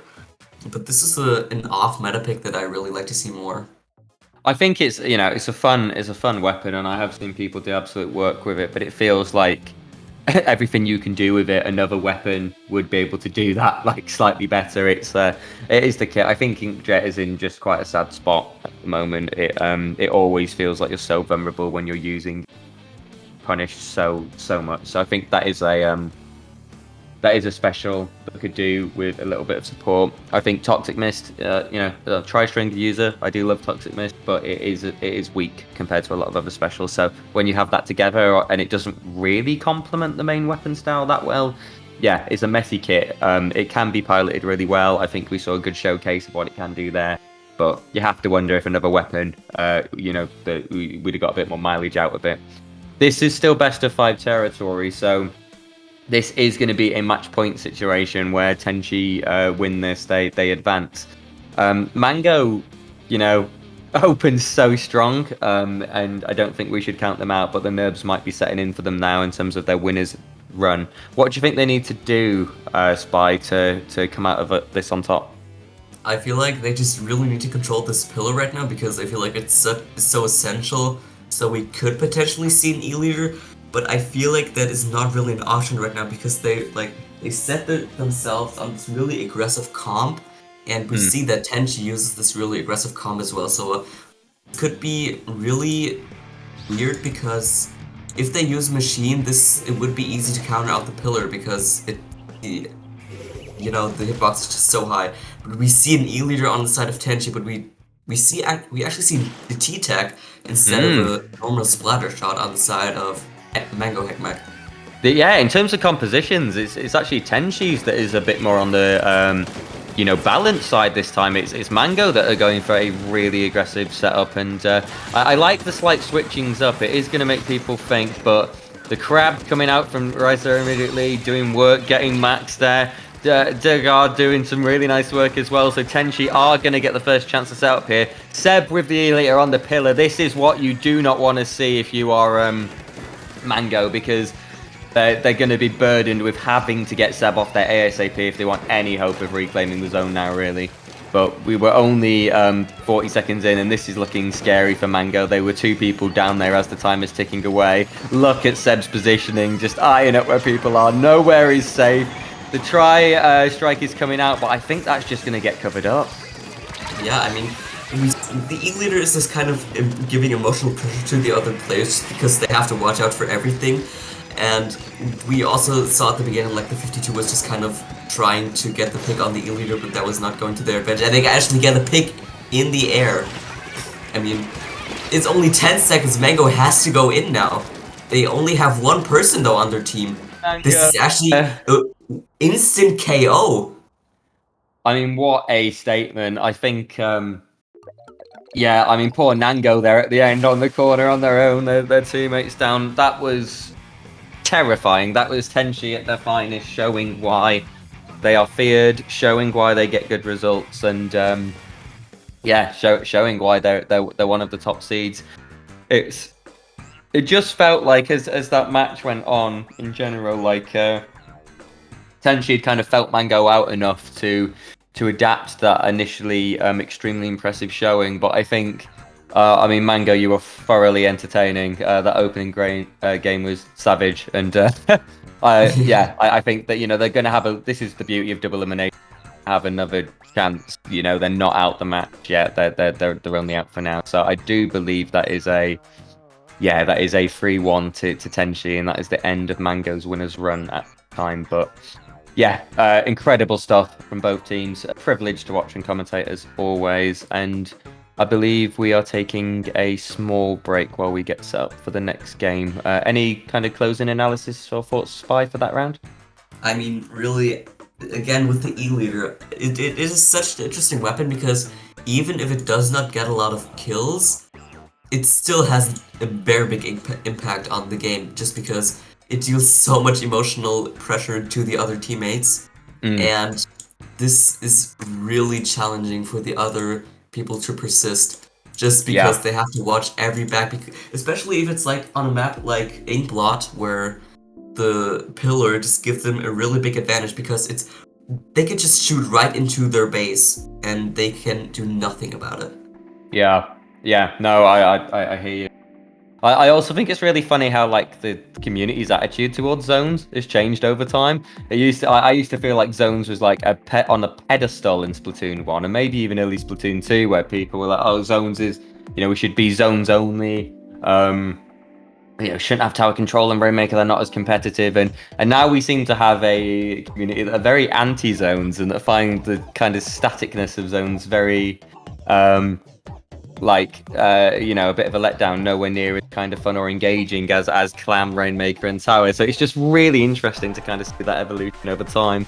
Can I just check, Spy? Are you with me for one more round? Are you in it with me for one more? Yeah. Yes, let's brilliant. do this.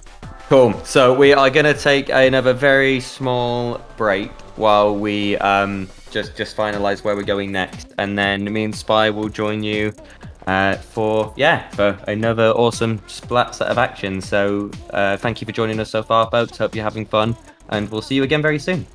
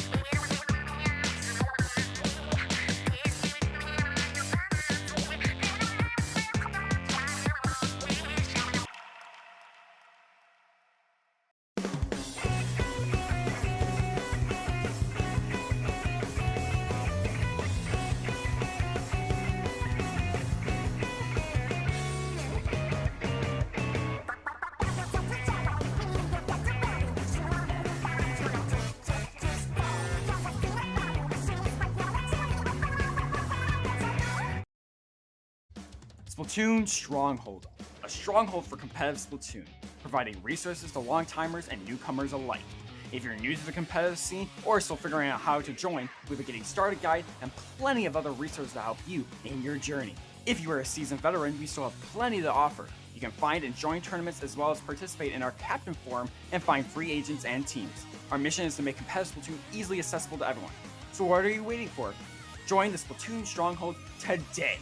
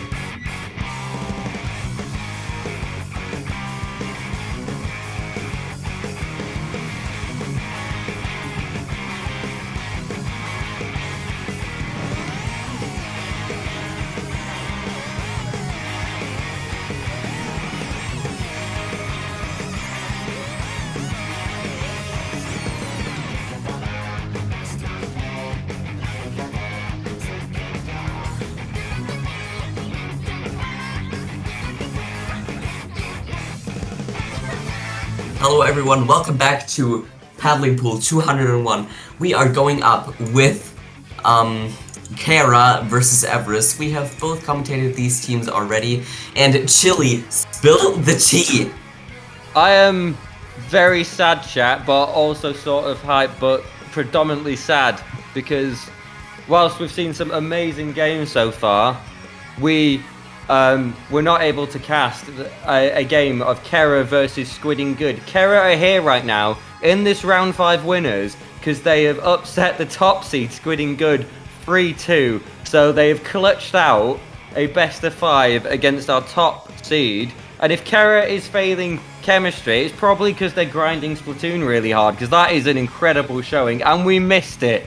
We did not get to see that hype, and I'm very sad because I also ran out of hot chocolate same time, so it's very Spy has been containing me during the break, but then we've also had the privilege now of going live to Kera versus Everest, which is going to be no doubt an incredibly intense game. So I am appeased, I am happy to be back, I have calmed down.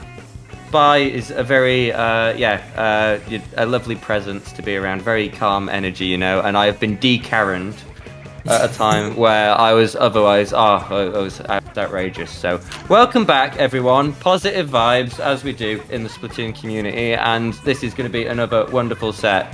But yeah, I mean, don't get me wrong, Squidding Good are incredible, I'm not trying to give them any flack, but Kera, man, you can't do all this hype stuff off air, man. We need to see this. So I'm expecting Kera to go absolutely ham here, and if this is a 3-0 in Everest's favour, I'm going to be mad for the rest of the tournament. So yeah.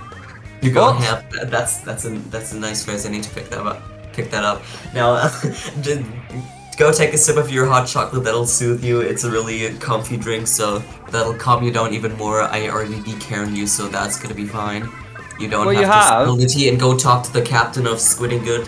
You're fine. This is gonna be all the hype about Kera and Everest. But now what if the Nintendo Split like Direct is bad? It could break me. What if the only thing they announce is Tomodachi Life 2? Oh my god. We already talked about this.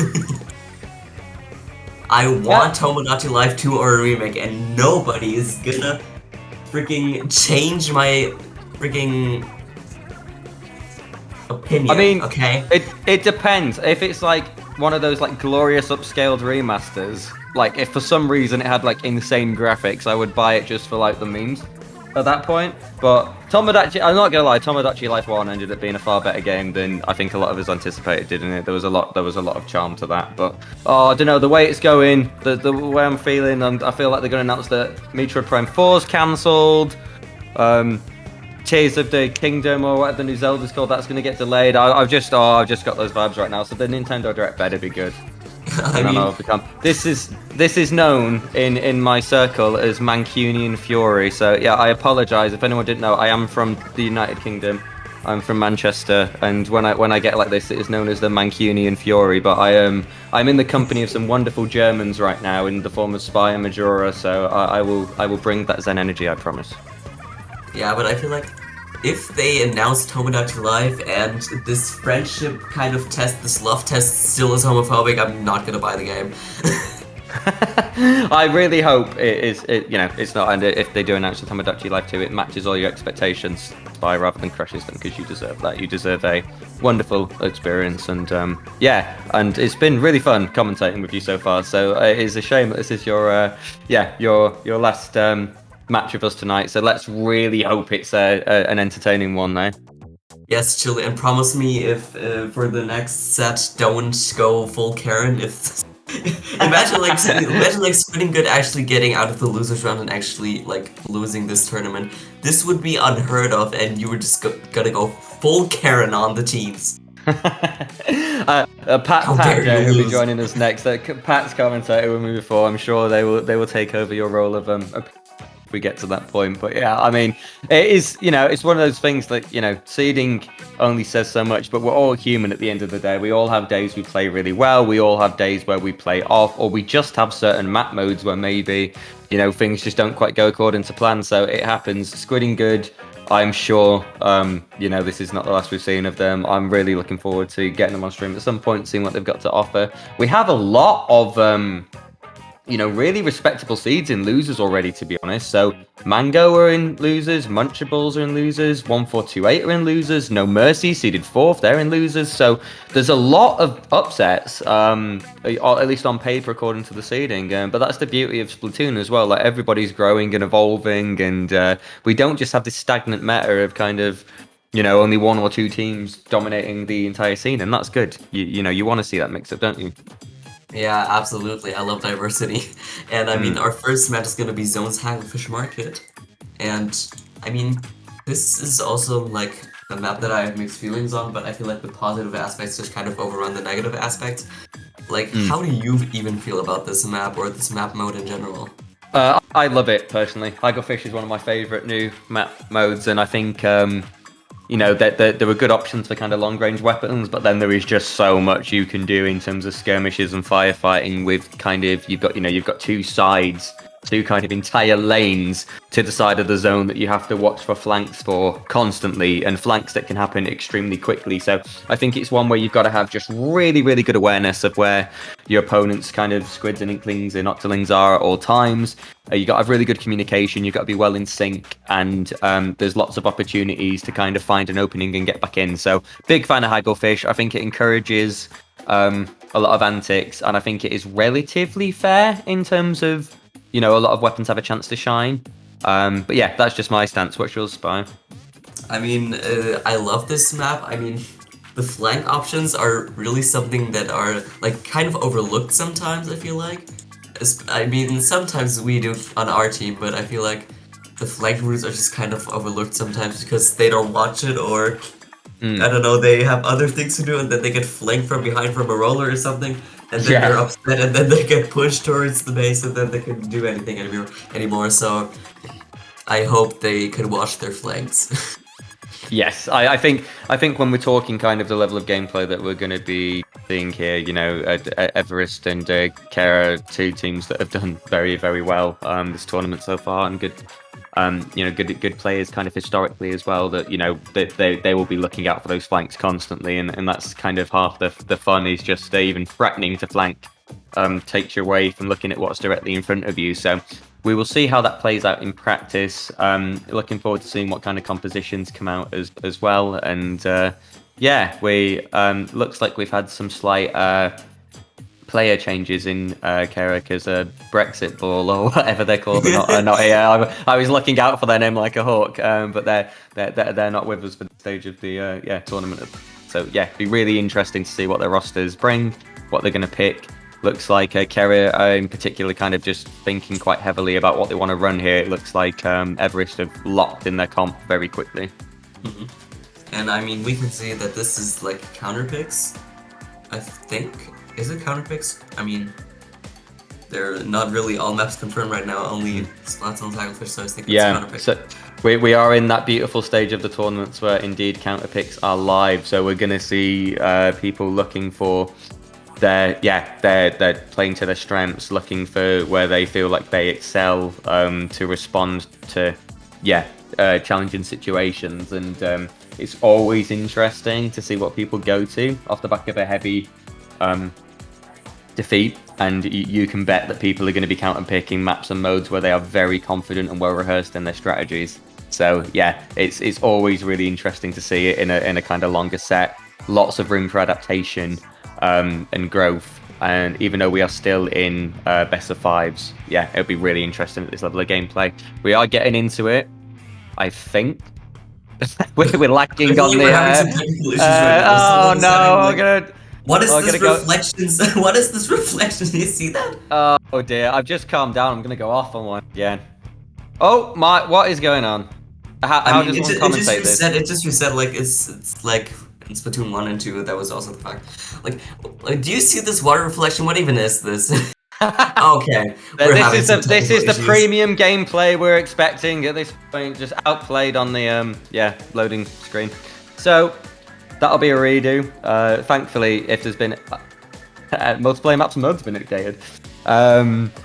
This thankfully, I guess if there has been any technical communication errors, much better to get them out of the way before the actual game starts and we get into a bit of momentum. So we'll just get the room set back up and we'll be underway. And also, if I'm not mistaken, the direct has possibly gone live as well. So, I mean, in 2 hours, it's like... Okay, that's good. That's good. We don't have to compete the views with Nintendo. That's fine. Yeah, I mean, with your time, it's going to be like 10 p.m., right? Yeah. It's 8 for me right now. I mean, I have a little less luck. For me, it's 11 p.m. That's painful. Could be a pain, but I mean, I'm generally kind of up late anyway, so I don't really complain. I mean, it's a direct and I'm hyped. I love the comments coming in Twitch chat. We've got $20 a year. We got typical Nintendo Switch Online moment. We've got this is a Splatoon tournament confirmed. Very sad that this is reputation as a game and as a Nintendo ISP. But what a beautiful the game it is. People, were you here for the Wii U era? Because the Wii U era was hell. Like, this is nothing. Like, old tournament rules and sets up. Oh, we had so many asterisks for DCs back in the time. People were allowed multiple DCs a tournament. There was very specific replay rules because we were just evolving as a community and we were like super duper, grassroots. We've come a long way, believe it or not, as a community now. But what has not come a long way is Nintendo's ability to create functional internet systems, I'm afraid. So there is nothing that can be done to overcome, such a travesty. Imagine in the direct they're gonna be like, Nintendo Switch Online, servers now available, downtime for Splatoon 3 weeks. God, imagine can you that imagine? No, absolutely not. I will be fuming. Maybe they'll announce that they're actually gonna have good internet. Maybe that'll come out the Nintendo Direct. We're actually gonna start caring about functional internet for our games. Maybe. That would be a beautiful announcement. Looks like we're all getting back in the room, thankfully, so we should be underway soon. I mean, if they were to announce a new console generation in the near future, and they would not use servers, I don't even know what Nintendo is doing. I mean, they were on a really high setback after the Wii U era, and they got this chance with the Switch, and it's going really great. Like, the Switch is selling so good, but really, they need to implement servers at some time. We can't continue like this if we just keep disconnecting just because this, like, peer-to-peer doesn't function properly. It's always fascinating with Nintendo how they can just make these incredible games on these wonderful worlds, have these amazing ideas, and then also have this like really archaic mentality in a lot of other ways. You know, the Smash community suffered with it for a long time. A lot of the Splatoon community, when Splatoon was getting off the ground, a lot of people came from the Smash community, and it's just a different variant of the same problem, I'm afraid. But that being said, wouldn't want to play or commentate anything else. Adore Splatoon. There is nothing like it. There is no kind of shooter or action-based game that hits kind of the dopamine rush quite like this for me, and I'm sure many others. And we are going to have the privilege of going into Hagglefish again in just a second, it looks like, Spy. Yeah, I hope that this time Nintendo Switch Online actually functions properly, but we'll see. So this could be a really interesting match. I mean, we didn't even see the comp, so we couldn't even commentate on that. We can, but we are going to see it right now. So thanks for sticking with us, folks. Don't DC on your ends. Stay with us to watch this hype stuff. Kera versus Everest. We are seeing triple splash sloshing machine, of course, versus double splash splat dualies, which is splash-ish because it's got the crab tank and a sloshing machine. So this is close to a mirror match on both sides. Going to be very frantic action, I think. Burst bombs flying out the wazoo. Let's see how this goes. Yeah, I mean, we already saw like triple splash with Kera in the last sets, and I mean, Everest could really utilize their splat dualies for a little more diversity. I mean, we have triple splash and Booyah, that's like the same on both sides, but I feel like the splat dualies are just gonna spice it up a little bit, and we see Kera just kind of really near the lead. If they paint now, they get the lead, and they actually do, because Everest is kind of backing up right now. And yeah, there are 3 people in zone right now, while the Splash is trying to bombard the enemies with the burst bomb, but is getting bombarded itself just because there are 3 splashes on the way to the left, and it's using the crab tank to kind of get the pressure on. They are indeed. As you can see Kera there looking at if they can flank or not. They are managing to hold the zone right now, but we're seeing coordinated splash tanks coming out from Everest to try and secure a penalty. Penalty not too hard to do on this map. That Booyah bomb is going to help, and they are going to do it. But it honestly does feel like this might be how World War III's fought, the way things are going. Just crab tank, big crab tank everywhere. The technology is too strong, and it is just a mess. Like lots and lots of back and forth. We haven't really seen any particularly domineering stance. We've seen lots of trades or revenge kills and splats, and really lovely movement from both sides. Nice squid rolls coming out here. TMT ducking onto the low to stay safe. Good decision to retreat, then get out of the crab tank's way. Kera are holding the zone. They're about to wear off their penalty, and they have the numbers advantage. So Kera's opening here looking really promising. Everest have had a good showing, but they look like they're on the back foot. They're losing their plat now, so if Kera can keep up this offensive pressure, they might just be able to bide enough time to clutch this out early. Yeah, they're just using kind of 2 crabs on the unpaintable area just to kind of secure that paint and that kind of killing vibe. So, Kera would have to back up, but they stay strong, using their crab tank in the zone, kind of giving them less pain. But the dualies actually flank, but do not do that much, and that Kera wins this first round really fast, actually. And that just there is a bit of a live insight as to how Kera has managed to upset the top seeds there. I mean, that was a wonderful kind of showing from them. Everest not playing bad by any stretch in terms of trying to have coordinated offensive pressure, but yeah, just Kera not falling for it, not letting the kind of crab tanks get any kind of cheesy or easy kills, and managing to, outpaint the kind of threat from the Booyah bomb and the like as well. So very strong start from Kera again. Everest, we kind of saw this before, how powerful they can be when they're synchronized and up and running, but that is a strong opening statement. They have not disappointed. They've shown that like getting on the board against Squidding Good was not a fluke. And the burden is on Everest now to think respond. For anyone that's kind of just joined us or just come back into the room, we are at the stage where counter picks are an option. So it is Everest that will dictate where we go in terms of map mode for round 2. Yeah, and I mean, we just saw crabs all over the place. Like, crabs were just destroying everything and everyone, just because it was also kind of like reflecting that pain. Because if you were just to like paint the zone, and you accidentally hit the crab, that just kind of is on you because you are not able to paint the zone that well. And just, I mean, burst bombs were flying everywhere. This was like a bombardment of only burst bombs and some fizzy bombs. But I feel like this is like a really, we're in this area where the meta is just like overcounting everything else. Like we see a lot of meta picks. It looks like we're going to Rainmaker on Museum. Now that is not a map mode combination I was expecting. It seems a little yeah, I don't know, a bit more niche on paper as a counter pick, but I am sure Everest have a very solid plan, or yeah, have a kind of cheeky strategy to pull this off. So I'm really interested what they pick in terms of composition, if they're going to go for something generic or kind of quirky. But yeah, what are your thoughts on this as a counter pick? I mean, it's not Rainmaker, maybe, is it? Oh, it is. Yeah, but okay. Yeah, it is a Rainmaker. I mean, again, I have mixed feelings on this. I have like mixed feelings on every map mode of Museum de Alfonsino, and I feel like this is the map mode that I like the least. Oh wait, no, it's Clam that I like the least. Rainmaker is also like a really interesting option because you can like go to the checkpoint immediately by just jumping over like mid.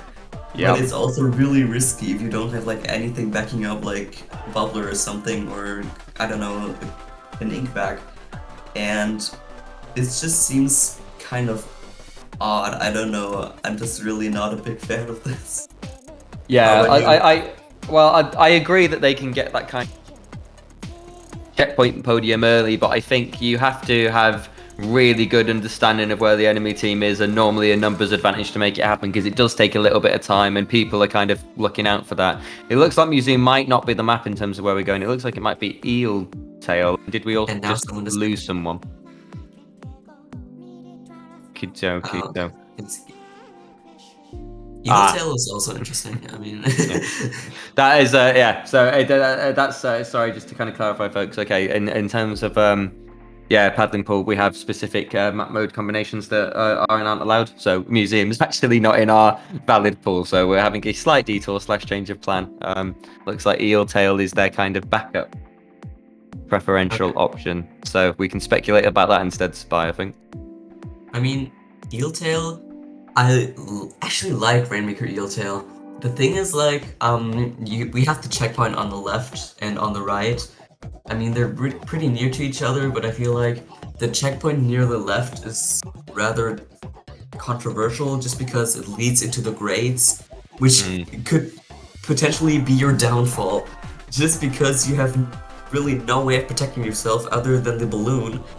And I feel like right is just an option that is just, it's annoying to kind of process. I don't know, like when you get the checkpoint and you try to go up the stairs, it is really easy to counter you out just because you're in that tight situation, and it's really not that easy to kind of get that KO on this map. Yeah, I like when it's not too easy to get the KO there. I think it allows for a lot more kind of time for people to get a bit more psychologically worn down or kind of fumble in a way that makes the game a lot more intense. So yeah, there's definitely strengths and limitations to both sides. I think I have seen people get knockouts through the left way with the greats, but you know, greats are a very scary place to be on for an extended amount. Yeah, I mean, any map mode really. Yeah, I mean, it's kind of like a similar situation to a Scorch Gorge Rainmaker, where the grades could also be your downfall if you don't be careful, or the enemies are kind of like sharking at that one point. But I mean, it either breaks or makes the entire game. I mean, if there are no players on screen right now, I guess it's safe, but I rather just use the other option that doesn't involve grades, just because I feel like it's more secure, but you also have to play around a little more. Yeah, yeah. I think yeah, it's there is more to play around if you go right, but if if you can make it happen, you've got slightly more movement op because swimming is still fully available to you, so that is kind of the trade-off for sure. We are just waiting, I think, for a possible substitution or somebody to rejoin before we can get this underway. This is probably a good time to shout out our wonderful streamer Majora. Hello, Majora. See you loitering in the chat and being hosting the stream for us today. Do keep Majora in your thoughts, everybody, because Majora is going to be doing a ton of work for 20XX. They've already done a ton of work for 20XX this weekend. They're going to be a shell of a human being afterwards, I'm sure. They're going to be so knackered. But Majora just always does such a fantastic job with the streams and has been working on a bunch of great kind of transitions and like slides and everything to keep the stream really engaging and entertaining. So thank you for all you do, Majora. You're always good company, and I remember you always being really warm to me as well when I was getting into commentary. So yeah, you'll be in my thoughts this weekend when I'm at home doing absolutely nothing productive. But yeah. Wow. No, but honestly, I feel like Majora is doing really a lot for Dapple Productions. I mean, whenever I go on the Discord or something, I often see Majora kind of streaming a lot of tournaments, and I'm really rooting for Majora because this is gonna be a really stressful weekend. I mean, 20XX is coming up, and it's gonna be hype as hell though. We also have another tournament, so we should just talk about this match now because we actually are getting in right now. We have a Splatoon stamper on. I knew you were gonna perk up and see that straight away. Yes, but yeah. So sorry for the delay, folks. I think one of the players' nets died, so they've had to get in a substitution. But we are fully underway now. Splatoon stamper. That has been making waves. Lots of eyes on Splatoon stamper as a viable weapon. It's understandable why, with the burst bombs that cast a kit and its amazing kill time. With lovely movement from Snipe here in enemy territory, making it seem like they had the whole field to themselves. That was really wonderfully done. But 3 down, Everest getting a wipeout, and this is going to be a really aggressive opening push. So Everest responding incredibly well after Kera's really strong game 1. Yeah, and Everest is popping out 2 crabs at once, while the Splatoon stamper does everything it can to kind of just pressure them out, but it has to retreat eventually. And we see the machine just going over right, and the Splatoon stamper is doing everything it can, but they actually go over the grades. Oh my Like I said, gosh. this is a really tight situation. I mean, there were not a lot of players there, so they got some points, but it's still a really... Oh my gosh! Whoa, I okay. Sneaking through. I know we Yeah, said it was about the risk of the grapes, but yeah, because there was 3 down. There was 3 down, and then Denzat was understandably waiting, trying to get people to regroup. But I just saw that blade just waddling along the grates. So it was just suicide push for more points. I mean, as we were saying, knockouts are not easy on this map mode, are they, Spy? And 4 is a really heavy burden to have to try and overcome. I know there's 3.5 minutes on the clock, and if Kera are an incredible team, I'm sure if anyone can do it, it's them. But Everest, what a statement! What a way of not letting that game 1 loss phase them at all. Yeah, they already set that emotional pressure on the enemy team, but you see that Zipcaster going off right now, and it didn't really get that much, and it died eventually to the suction bomb, but it's okay. You see the Rainmaker kind of getting some kills right now, but it also does go down. Yeah, I mean, good like move. the crafting on the grades. Yeah. I thought that was a really good picks under the circumstances. I mean, what it's really done is allowed Kera's team to, to get back in and to be able to have a little bit of movement going, but it's not going to... It's definitely going to be under that push. We're basically in a neutral state. Well, we were, and then 3 went down. Commentator's curse. So hold on a minute. This could be Kera's chance to make a really aggressive push. Yeah, and they do go on the right checkpoint, in contradictory to Everest going onto the left checkpoint, so they would have to play around a little bit more to actually get knockout or the lead in that case. Yeah. But I feel like they could do it if they coordinated that correctly, while Splatoon stamper is kind of getting the picks right now and pressuring the other players. Oh my gosh! Oh they my already God. have 9. Okay. I mean, I've got to just say, Snipe's movement with these squid rolls onto like specific spots, then the jump lunge and the zip casting, beautiful movement. So I think just massive respect to Snipe for how they're playing that. I also really like the end zap on Kera's team, Kera themselves, I believe, but setting up the tactical before they got on the grates and then just zipping across those grates and that kind of disadvantage being kind of neutralized. So, you know what? It was looking overwhelmingly in Everest's favour, but Kera, what a statement. They are not going to accept this as a lost game, and they're going to play this out to the end, and with the checkpoint gone, the second push will be even more domineering than the one just gone. But it looks like Everest have been able to regroup in the way that they wanted to now. It's a bit more of a neutral state, and there is going to be a bit of a skirmish in mid to decide who's going to move next, I think. Yeah, the Splatoon Stamper is just kind of like, you know, it's doing a lot of distraction while it doesn't seem to get a lot of kills. That doesn't really matter if it's done its job correctly. Like, especially distraction with the Zipcaster is really important for this weapon. Or like, Speaking of said Zipcaster, look at this. Yeah, like especially also like getting like the crab tank to point to you instead of like to point to the Rainmaker also gives them a tight advantage. But look at where the Rainmaker is again. Yeah, it's the same situation. I mean, Kera's offensive play when they get going and get a pick or two is terrifying. It is 30 seconds on the clock. But if I was Everest, I'd be being a bit nervous, and they are going to push. They got the what? Ow! What?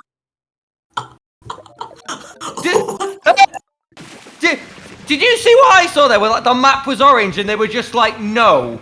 Yeah, they were like, what? There's orange ink. We don't even care. We're just gonna swim right through these little gaps where there's a little bit of blue, and they just got the KO out of freaking nowhere. Oh my gosh. Woo!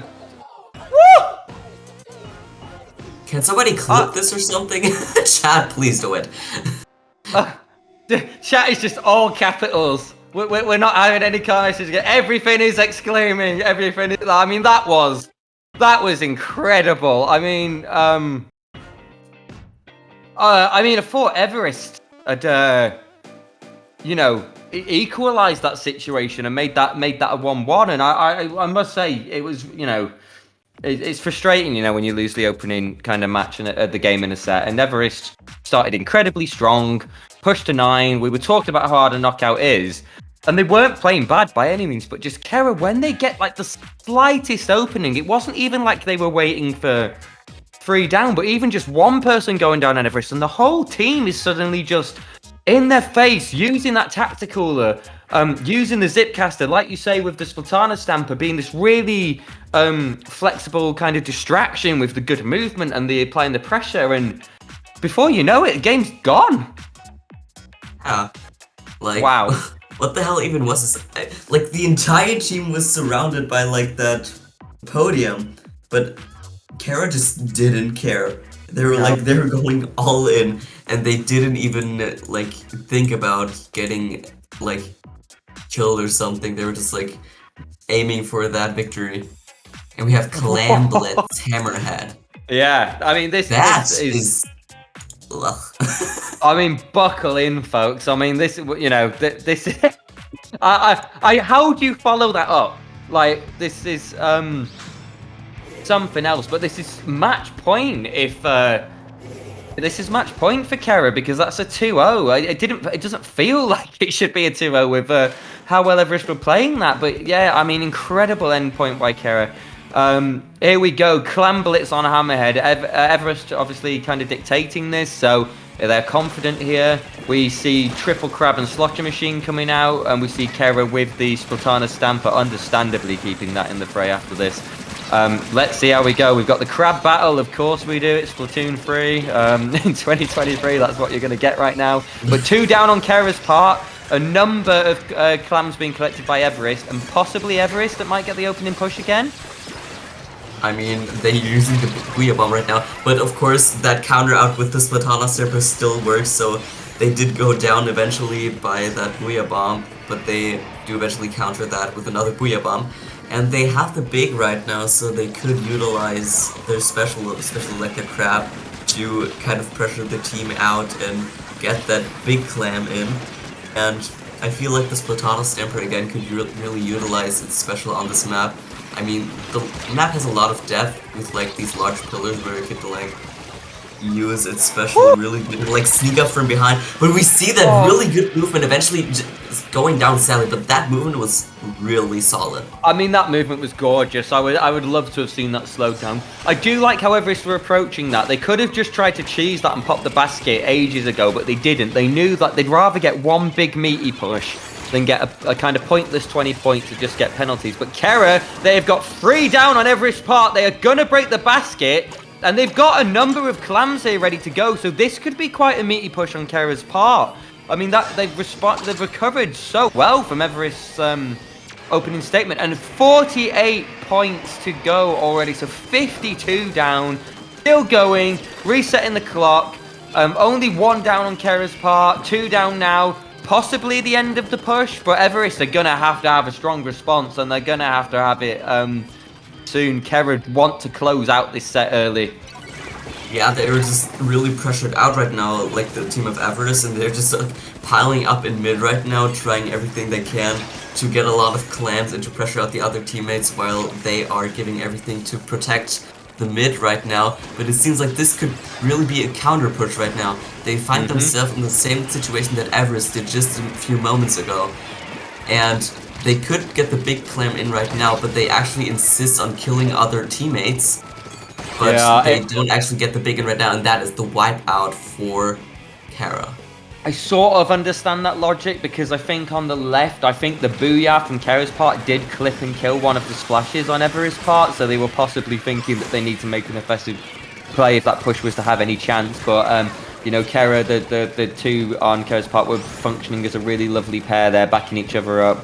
Managing to kind of shut that option down. So again, look at the counter in terms of the amount of clams on Kera's part here. This is going to be another meaty push if this win this and they just went for a double power clam synergized basket break. This is insanity from Kera fails chemistry, and again that pity they had, it's gone.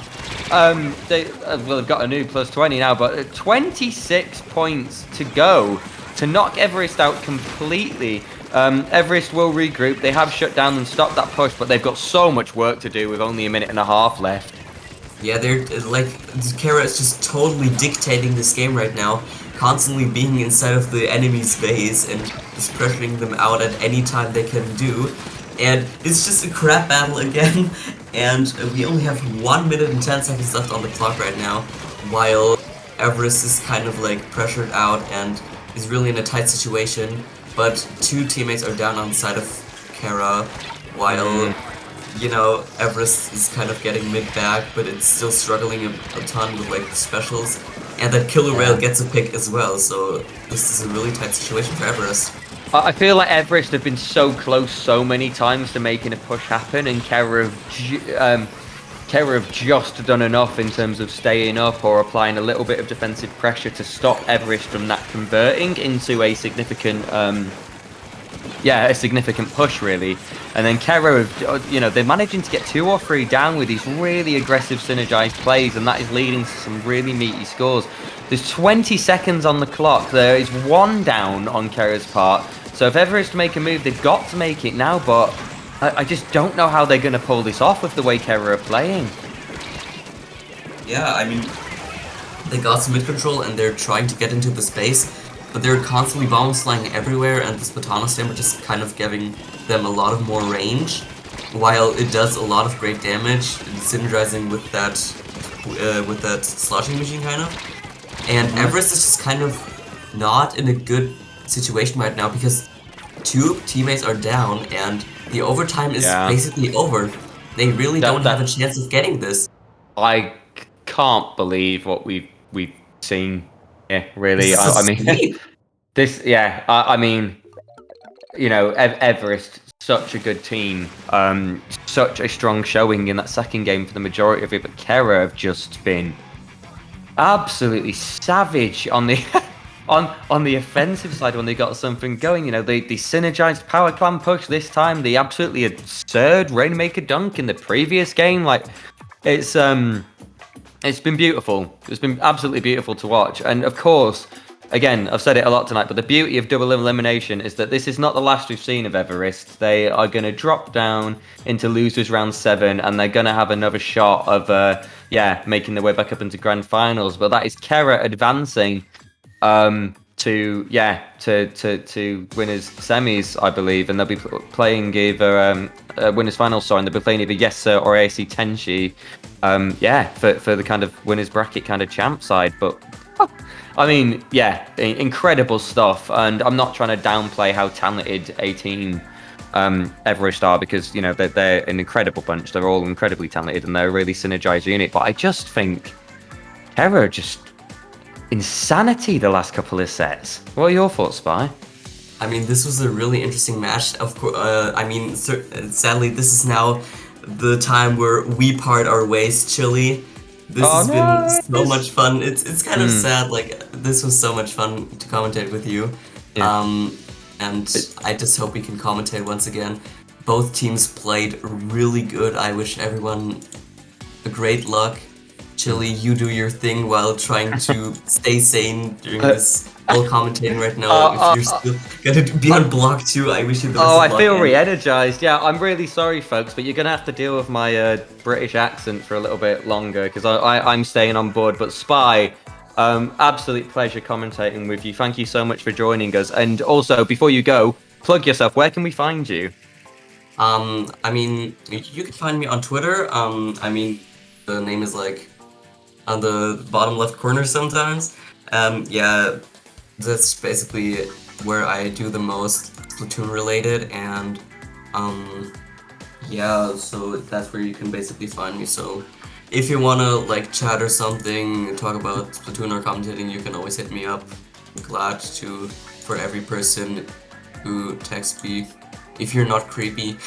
I think Spy, just thank you for that. And of course, we'll come against that. Before you go, I think we're just going to be able to show that replay of that we're going to see that replay of that Rainmaker dunk, that absolutely absurd showing. And you see it here.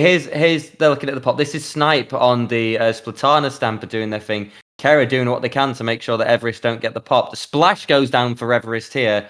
30 seconds on the clock to go. Everest still with the lead at spot. And Express, look at that. There was just a small patch of blue, and they saw that moment, Express, and they just went for it. And that was beautiful. I mean, what a set to end on, Spy, for you. So, yeah. That was just insane. Yeah. So thank you so much for joining us, Spy. We will see you soon. I've been Chili Boy, folks. I am just going to bring it back briefly, and then I will be back with my lovely co-commentator, Pat J, for the rest of this, incredible tournament. So we will see you soon. Goodbye.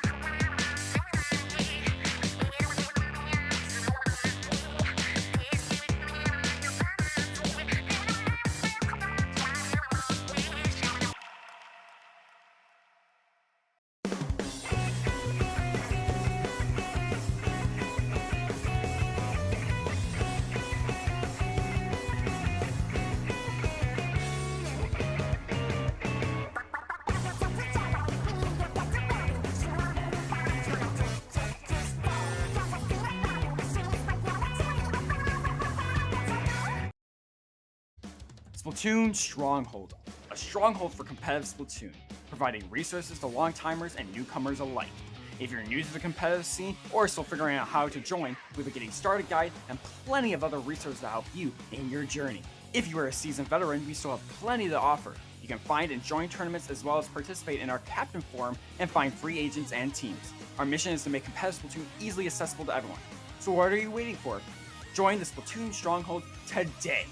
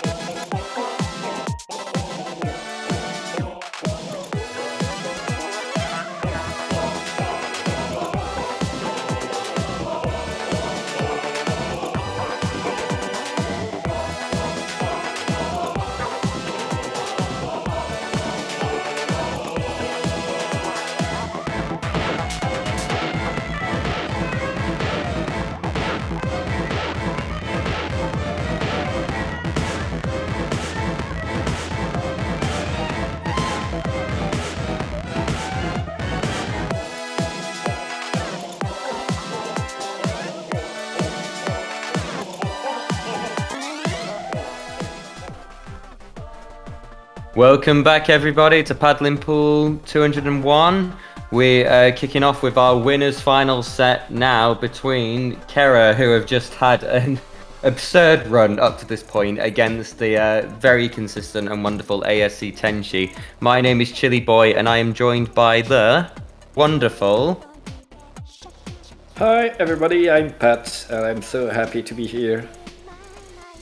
And joining us at such a wonderful time, Pat, as well, coming off some absolutely chaotic sets. So yeah, let's hope this is another showing. How are you doing? I'm doing great, and this is winners finals, and this is going to be quite the set. And here they go on Wahoo Zones.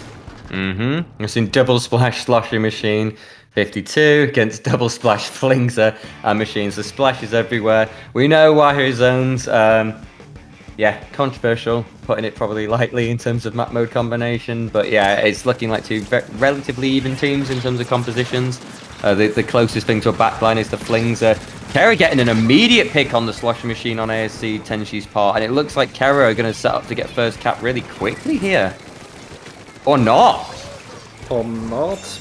Like 2 down on the side of Kera, 3 up and now 3 down. Oh well, people are just dropping left and right, and this zone is still pretty much even.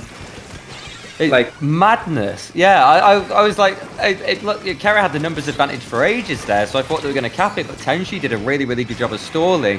And then when they did get it, 3 of them went down immediately, so very back and forth so far. Tenshi now with a very green zone and a numbers advantage, and they're pushing really heavily in, so it does look like Tenshi are going to have the first chance to take a strong lead here.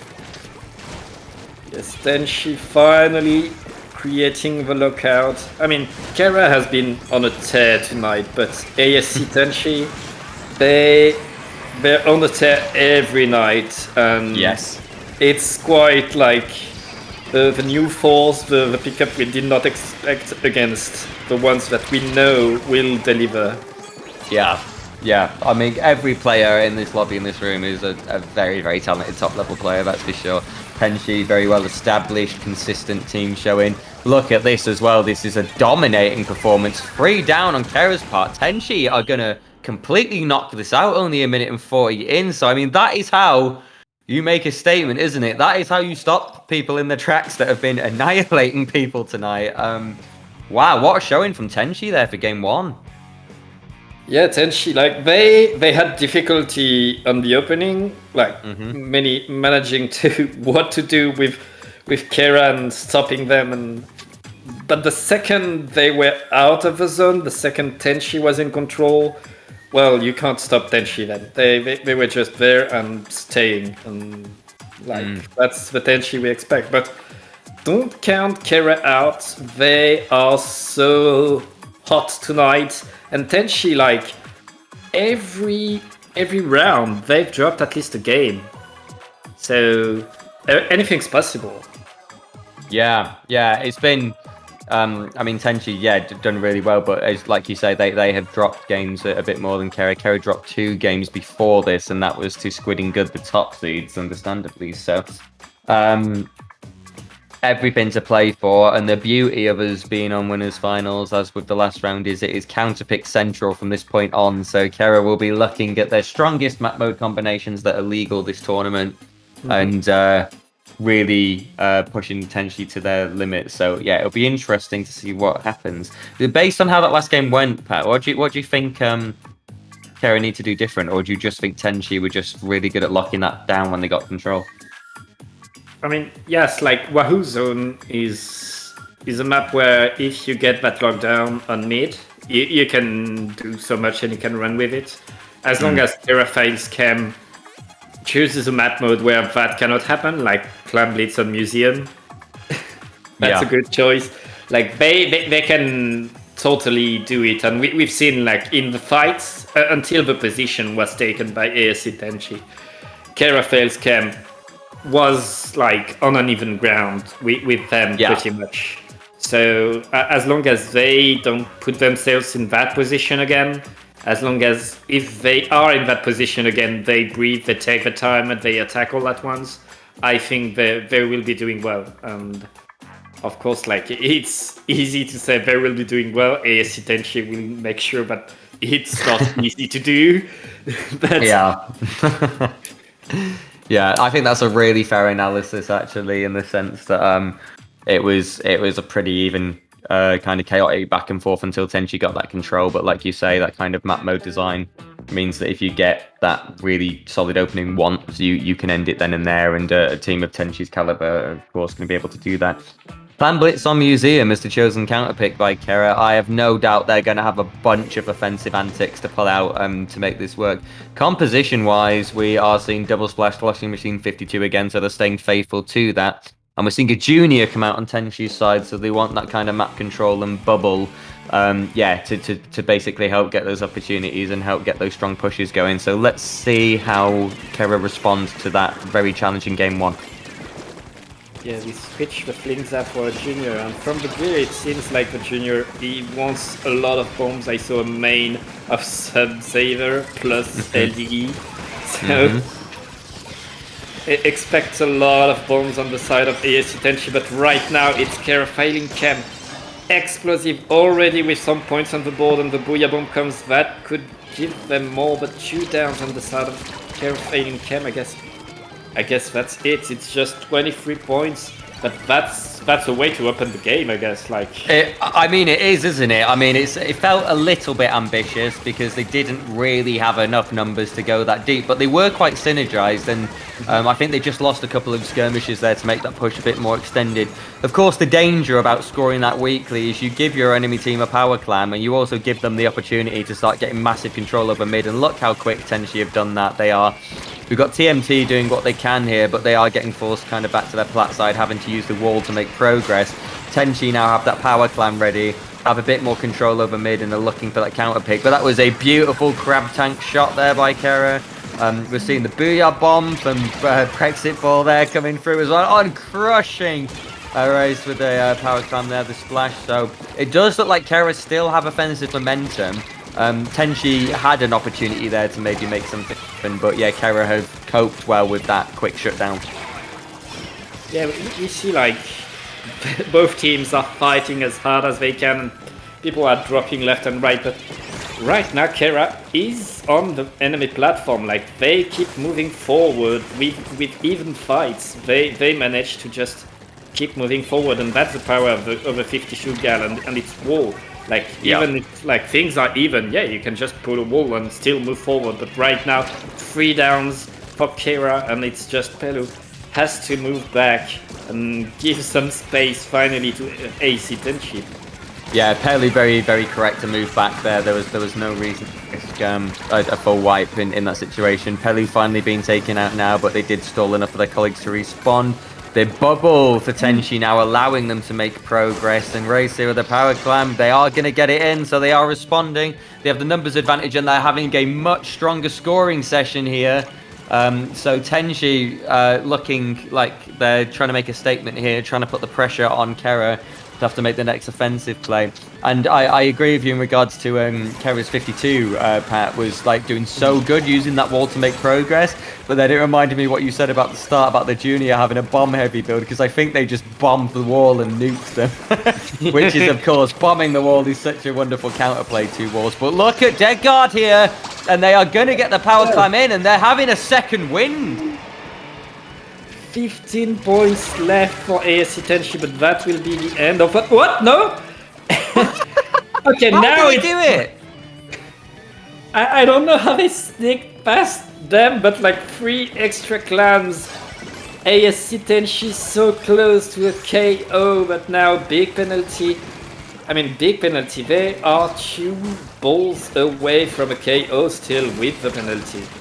And ASC Tenshi right now so strong.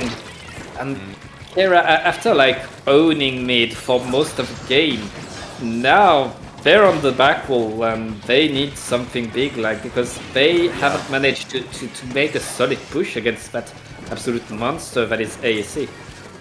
Yeah, and Kera, you know, I have no doubt Kera could probably scramble the opening together needed to get on the board again and to whittle down that penalty and remaining score. But can they get to 5 with 50 seconds? This is very different to Rainmaker. They can't, you know, one, one quick kind of cheesy movement kind of tech is not gonna do it. And if I was ASC Tenshi now, I would just be setting up defensively, putting all the pressure on Kera to advance and just punishing them for it, because Kera have got to be offensive now. It's their only choice, and Tenshi have the luxury of dictating the pace of the game for this remaining time.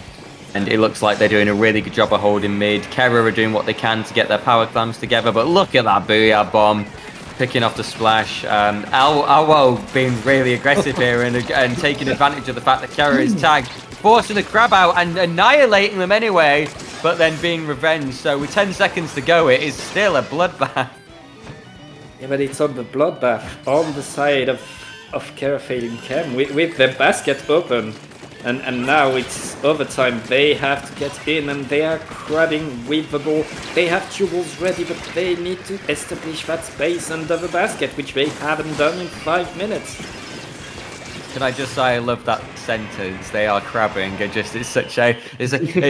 says so much, doesn't it, in so few words? But yeah, I mean, they did what they did. As I say, they did. Yep, they crabbed. They got their crab tank out. They were trying to create an opening there, but it was too little, too late. And I mean, that is a very powerful statement from ASC Tenshi, because Kera have felt relatively untouchable since we've started seeing them on stream, and Tenshi here is showing why they are, such a well-practiced, rehearsed monster, kind of like you say. So that's 2 on the board for Tenshi, and now Kera, are going to get another opportunity to counterpick, but they've got to play pretty much perfectly from here on out if they want to advance to grand finals on winner's side.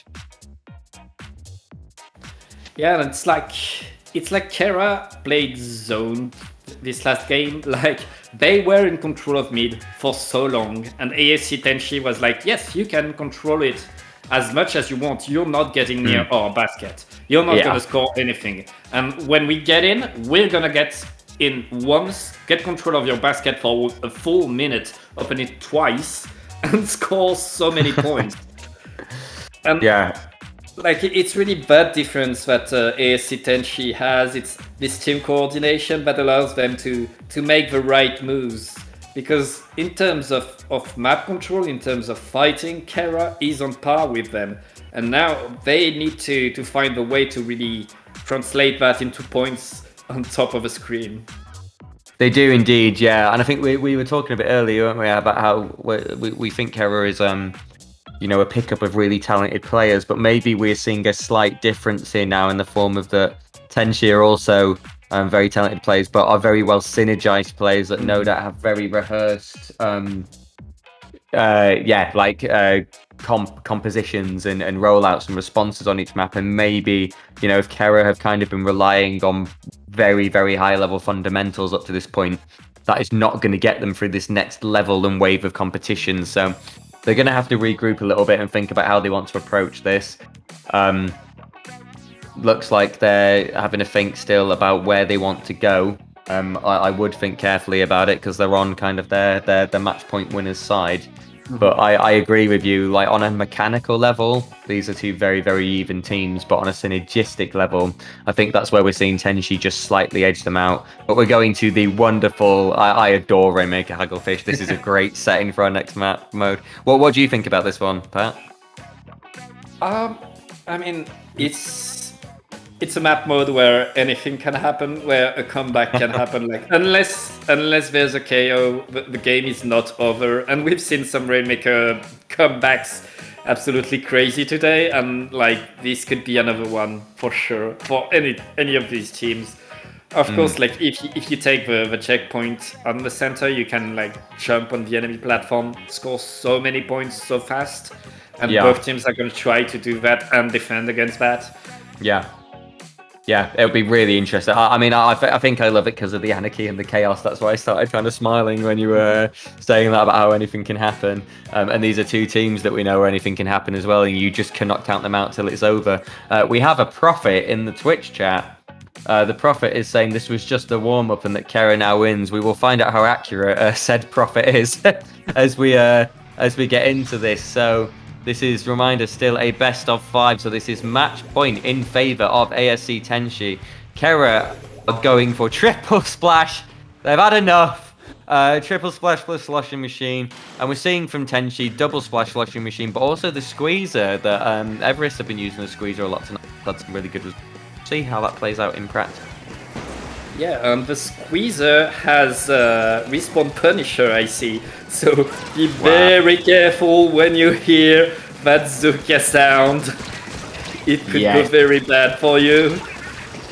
Yeah, that could be enough to give them the amount of time they need on ASC Tenshi's side to make absolutely devastating play. We're seeing 2 aside at the moment, so on paper it looks relatively even. But that was a beautiful kill by the sloshing machine on Tenshi's part, and they are going to get first push, and they want that checkpoint, and they're going to get that checkpoint only 40 seconds in, so already Kera again slightly on the back foot. Nothing to worry about too much yet, as long as they can shut this sloshing machine down. But Deadguard has been just really abusing the terrain to get a number of plays, and they've been sitting on that low for a while now, basically unpunished.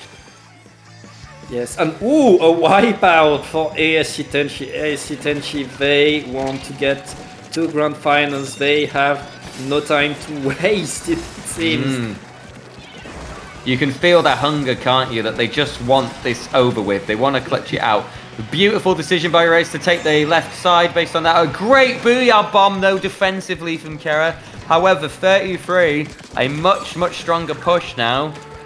You know, a potentially defendable push in another, you know, if it's a bit more of a stalemate kind of situation. Kera are going to have to really adapt here, but Tenshi have just relentless firepower, really. This is what I'm used to Kera doing to other teams, not having done to them. So Tenshi's kind of no-fear approach is working really well right now. And look, the guard with the machine back exactly in their favorite spot. They're just setting up camp there, aren't they? Yeah. I mean, if it works, if it keeps working, keep doing it. Yeah. No, I agree. If Kera can't adapt to it, then there's no incentive for Deadguard to do anything different, really. But we've seen it. Razor's been great with the Rainmaker here. Like, they are looking for the opening, but they're not pushing just for the sake of it. They're staying calm. They're using the offensive qualities of the Rainmaker as well, getting that assist there. Great response to someone flanking. Are they going to get onto the... Oh, they're not. They tried it. They tried the platform jump, but good shutdown by the slush machine on Kera's part there, and maybe a chance to get some mid-control? Not sure. They need mid-control so hard right now, but like, if Kera manages to get ASC out once, manages to get some momentum, like, they could get past 33. 33 is not that good on this map. This game is still not over with 2 minutes left, and ASC Tenshi just one player up right now. This is the moment for you, Kera Face Cam. Now you go, and the crab tank is going. That could be the checkpoint right now. Look at this. That is going to be the checkpoint. I think that... it's not. It's not. Beautiful combination of burst bombs and preemptive firepower means that they're going to have to work harder. And it's now only Pelu alive for Kera, so they're forced to retreat. That was really good defending on Tenshi's part, given that at one point they were 3 down. Kera were all kind of positioned and set up to make the offensive play, but Tenshi just managed to not panic, it feels like. I think if they'd have got the checkpoint, this would be a lot scarier, but instead it kind of feels relatively comfortable for Tenshi, I want to say. It's always, you know, anything can happen with this map mode and with the teams of this caliber, but this is looking like Tenshi are going to just try and close it out. Yes, with that checkpoint still standing and 1 minute left, ASC Tenshi, right now it's their game to lose. They just need to stay alive, and oh, what? I don't think that's a quality of the crab tank post patch, is it? That it can lag the game out of existence. That was a little bit of a shimmy from Kera there as that happened, but yeah, thankfully no DC. I mean, if a DC happened at this stage, it would not cause a reset regardless, but just a little bit of jank there as we go into the last 30 seconds. And ASC Tenshi, they are on the attack again. If they manage to get on that platform, they know that the game is all but over, but with just 20 seconds, it's just Rise alive, and that's where having the checkpoint still standing is so good for ASC Tenshi. Yeah. They managed to get rid of Rise, but ASC Tenshi is respawning. They should meet the other team on the checkpoint and the attempt to deny it. Right now we are on overtime.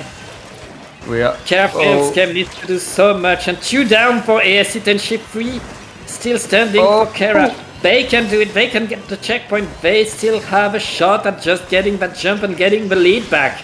Hold on a minute, it's not over. I mean, it's 3 aside, then they've got to be careful, and this is the problem, is they need the pop. They went for it. They were, they were going, I think, for the platform kind of cheese jump, which substantially reduced the score, but it was a little premature. I think the nerves maybe getting to Kera a little bit, and I think there was crab tank fire just raining out there, ready to put a stop to that, because Tenshi knew that was Kera's win condition.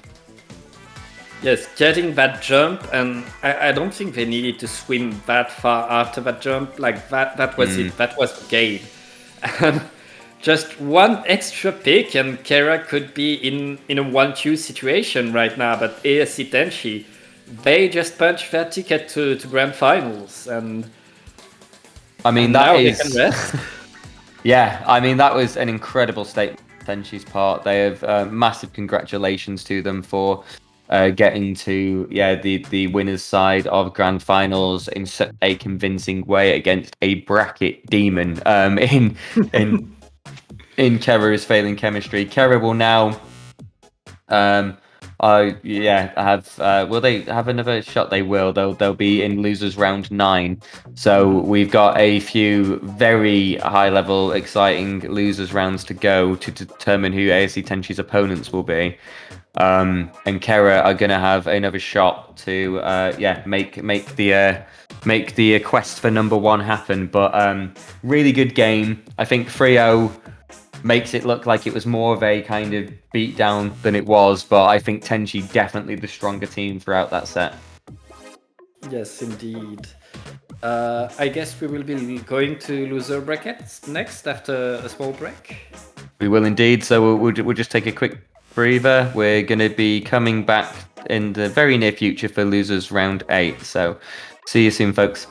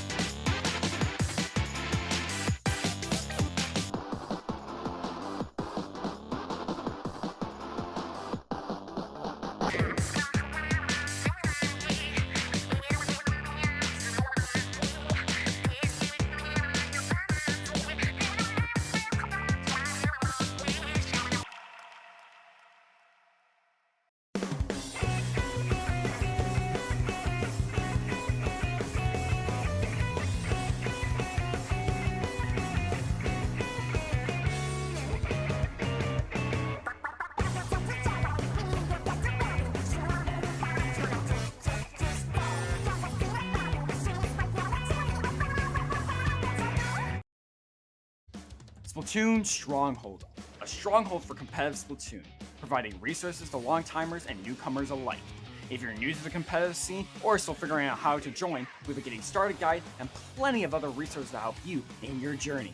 If you are a seasoned veteran, we still have plenty to offer. You can find and join tournaments as well as participate in our Captain Forum and find free agents and teams. Our mission is to make competitive Splatoon easily accessible to everyone.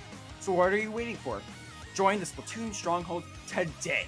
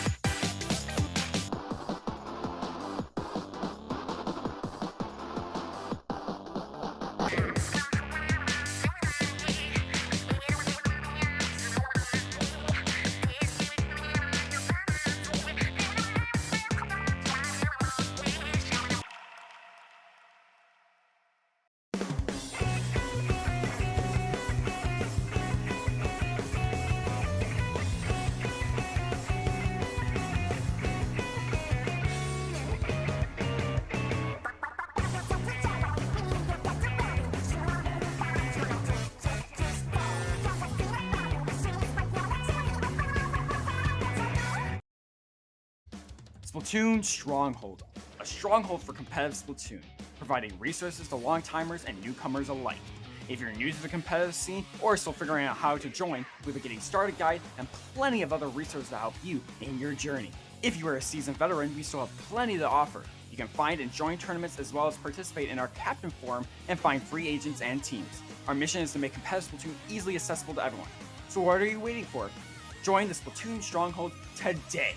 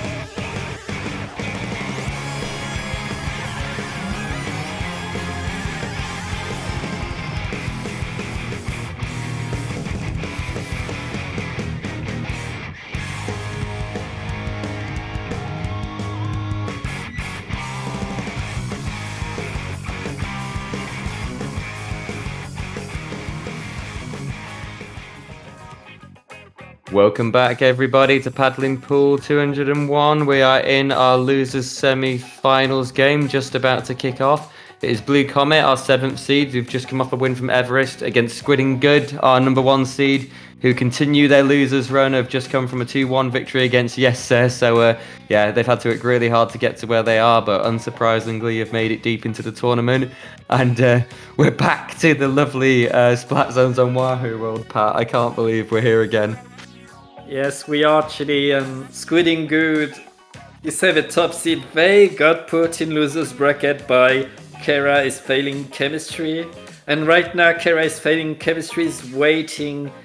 And the winner of that round will go to face them in losers final. So I bet Squidding Good, like, they want their revenge and they need to win that game to get it. Yeah, I bet they're hungry for that. I bet that will only fuel the fire. So many recognizable, talented names, and Squidding Good, Gecko there with his Splatana. Damper, I'm sure that Spy is very happy to be spectating and watching that. We've seen Ink Brush on the side of Squidding Good, if I'm not mistaken. Yeah. And that is, sorry, the Stamper's on Blue Comet's side, but blimey. An Ink Brush and a stat charger, like, that's quite an original comp by Squidding Good, but they are already in control and scoring points right now. Slightly. I wondered if our color scheme is slightly off, because SG is orange. So yeah, I think we are there, and I think it is Blue Comet, I believe, that have just secured the goal, and it's Squidding Good that had the initial kind of opening. But a really intensive kind of back and forth up to this point. Really quirky comp on Blue Comet's part. I'm really excited to see what they can do with that. They've made it this far, so they've obviously got something to offer. But it looks like right now Squidding Good, they do have control of the zone. They have a very slight numbers advantage, but they're not wasting any time. We've got Gecko here, really scouting out for where people are. There's a super jump that they're camping, and they were able to just about get the trade. And Arashi right now with the power of the Ink Brush surviving as long as they can, but they have to get down, and right now Squidding Good in orange getting full control of the zone and scoring more and more points. Ooh, quite the cancel on the vacuum. Yeah, the Gecko there was ready to wreak absolute havoc if they weren't shut down. But that is a full wipe on Blue Comet. So Squidding Good are going to be able to close this out potentially off the back of that. Yeah, they are. So we've gone from we went from what was, quite a stalemate at the beginning to just annihilation from Squidding Good once they got control there. Blimey. Yeah, like, after... It's always the same on this map. Once one team manages to get control of top mid, they can run with it, and getting back in is so hard and so risky. And if they win one on counter, like, they could wipe you, and it's just over. It's over so fast. Yeah. But Blue Comet, like, with their very special comp, if they choose the right counter pick, like, I'm sure there are a few map modes where a brush and a charger can work better than on zones on Wahoo. So if they get the right counter pick, they could make waves and put Squidding Good in danger. I mean, I love seeing creative compositions, and it's been working for Blue Comet. They've come into this 7th seed, but they have blitzed their way through their losers run to get to this point. They've beat 1428, who are the 5th seeds. They've beat Mango Hek Mek 2-1 who were 6 seeds, and then they've just come off the Everest win. So they've been performing incredibly well this tournament. You have to have reached this stage, and no doubt those kind of quirky comps that we just saw there have been what they've been using to get to that point. So really looking forward to seeing what their counter pick is. But we were just saying before, weren't we, Pat, that Squidding Good, they got sent into the losers quite early on, considering their seed to Kera's failing chemistry. Kera is waiting for them in losers final. So I think we just saw that hunger in action, didn't we? And how quickly they've come into that game ready to make waves and ready to get to that rerun. But I am sure Blue Comet will not make it easy for them. Yes, and for sure, like, if you if you see a comp like the one of Blue Comet and they manage to get that far in the tournament, you know they're not joking with it. You know they can do so much damage so fast with it. A good ink brush is so dangerous in the right situation. So they must be prudent, and depending on what that counter pick will be by Blue Comet, anything could happen. Definitely, and I'm always guilty of underestimating the ink brush and thinking back to the Splat 1 days where they were pretty rubbish and uneventful, and I've seen people cause absolute havoc with them, so I always admire a skilled ink brush. I always feel sorry for their hands and how their trigger finger must just be so sore from mashing so hard all the time. But tower control on Mako Ma, I really like this as a counter pick choice. It's a very fun and relatively balanced, I would say, map mode combination, so I think really interesting pick by Blue Comet, and it'll be interesting to see what they kind of utilize to try and get on the board against a team as scary and as consistent as Squidding good. Indeed, it's a map where a variety of weapons can do so well, and the vacuum, if they keep using the charger, vacuum on the tower can just vacuum every bomb and you keep scoring points, and the enemy can't do that much as long as you have your flanks protected, because I expect Squidding Good to bring the Stamper back and keep punishing that as we Yeah. And I think things like the Inkvac are so effective when the tower is brushing against like the high point of the enemy base. That is such a scary part for the tower to traverse, and if you've got Inkvac protection, that gives you much more of a chance of getting through that really agonizing checkpoint. So I'm really looking forward to seeing the compositions here, see what Blue Comet bring. Hopefully it's not as much of a blowout as game one. And yeah, we'll see how they can adapt to the relentless offensive pressure that Squidding Good just brought to that previous match. Here we're going. This is still best of 3, so this is match point for Squidding Good. Double 10 to tech. Nice. And we're seeing we're committed to the ink brush, and we've got a tri-slusher coming out. Blue Comet are they are really going for some compositions I haven't really seen, but again, it's worked to get them here. They do get the first pick on Squidding Good, but then a nice revenge play there. Porky doing some good work to make sure that didn't turn into a push, and suddenly it's only the ink brush alive. Run, Arashi, run! Get out of there! Save yourself! They did their best, but they've been taken out. So it's actually Squidding Good again that are making a really aggressive push very quickly here. Listen, they are still fighting to get that first checkpoint. They are on it, and with Q down for Blue Comet, that should be the checkpoint for Squidding Good right now. Just so in first minute, getting that checkpoint is so good for your team. Even if you don't push further, you know that every push following that will be so good. And Porky terrorizing that ledge with the machine. Yeah, using the BR bomb beautifully to cover there to hopefully bide enough time to progress. There wasn't a teammate on the tower, unfortunately, so this is kind of the part of the map I was referencing where it can be so hard to progress, but if you can make it past this point, you know you're in like with a pretty good chance of pushing further and taking the game as a whole. It looks like there's 2 down on Squidding Good's part now, so this is Blue Comet's chance to recover.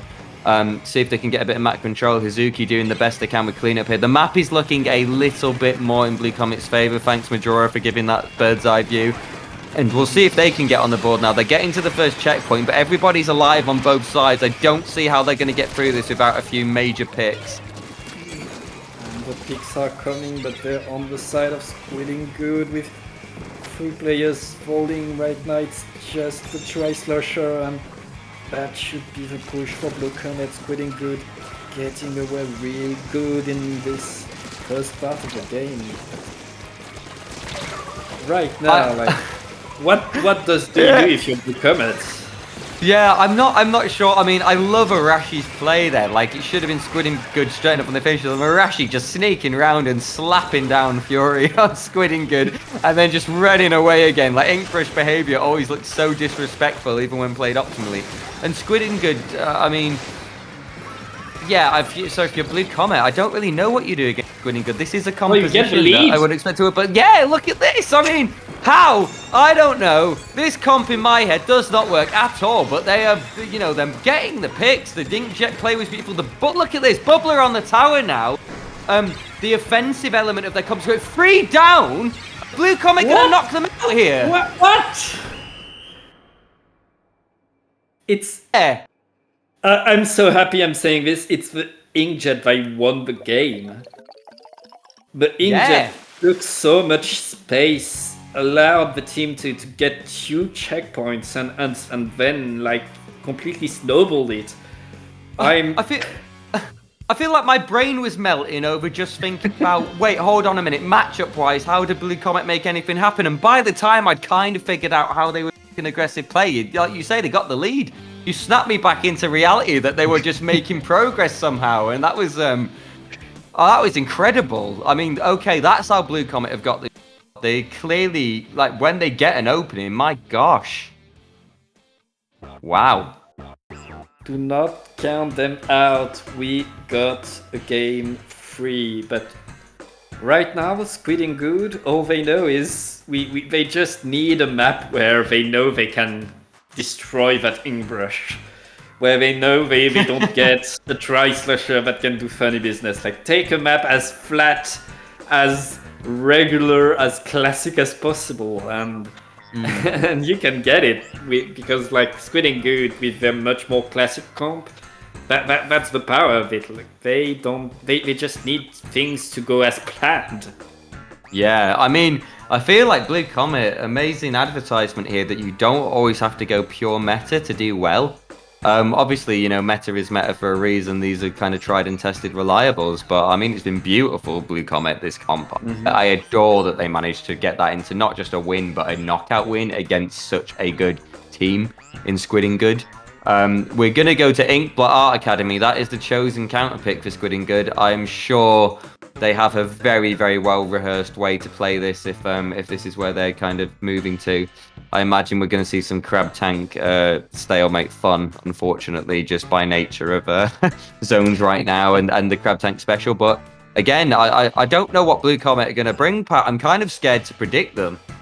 I hope to see more Tri-Slasher, and I think it can do good on this map mode. But I mean, Blue Comet knows better than me that, so like we'll see if it can do good, because if it can, like, they know and they will bring it. Yeah, I mean, I'm not going to be a doubter based on that performance. I think this is a tragedy, actually, that this is a best of 3.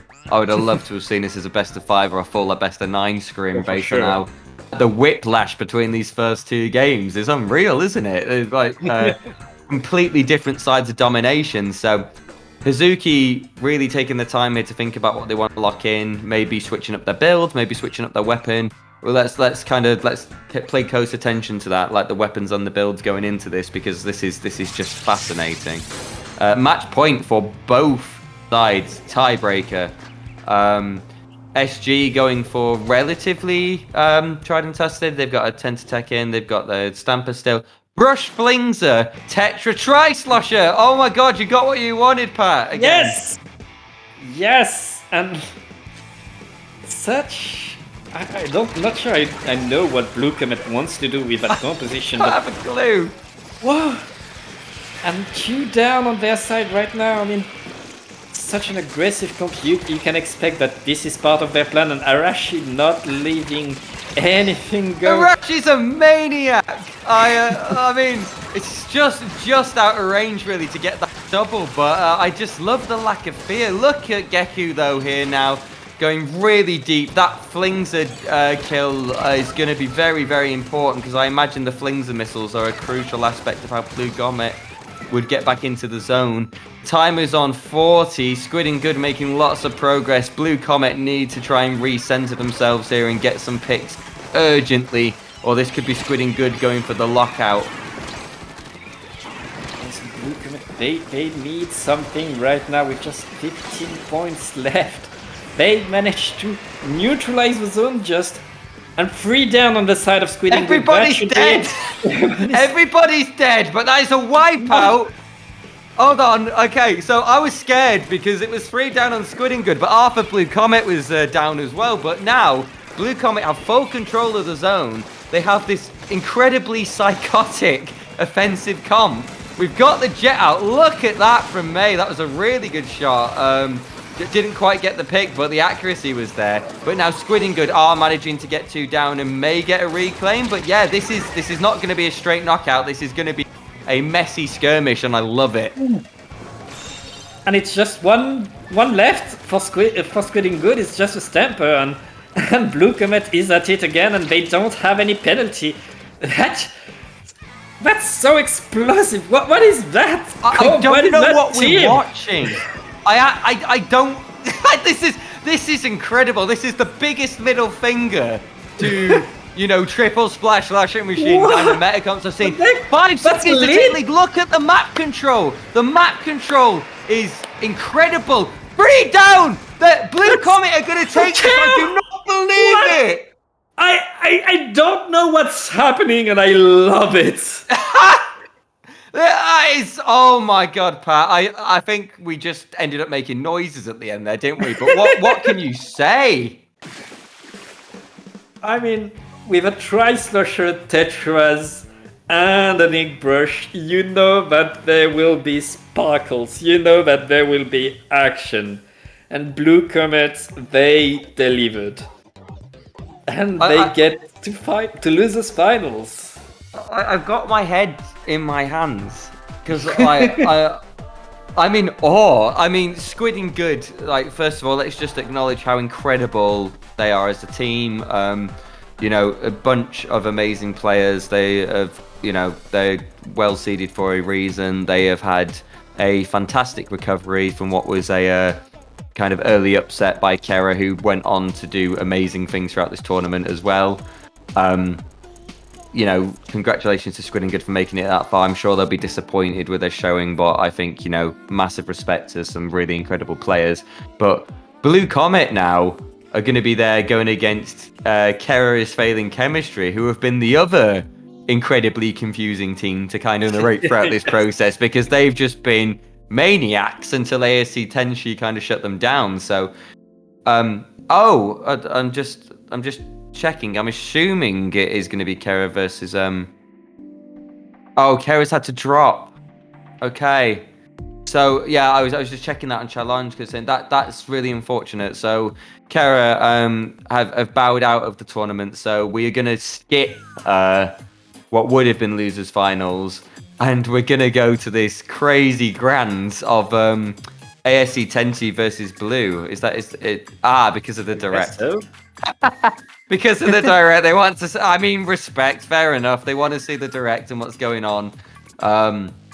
Can't blame them. I would have loved to have seen Kera versus Blue Comet, but we are going to have the privilege of seeing ASC Tenshi versus Blue Comet instead. We're going to go straight to that, grand finals showing.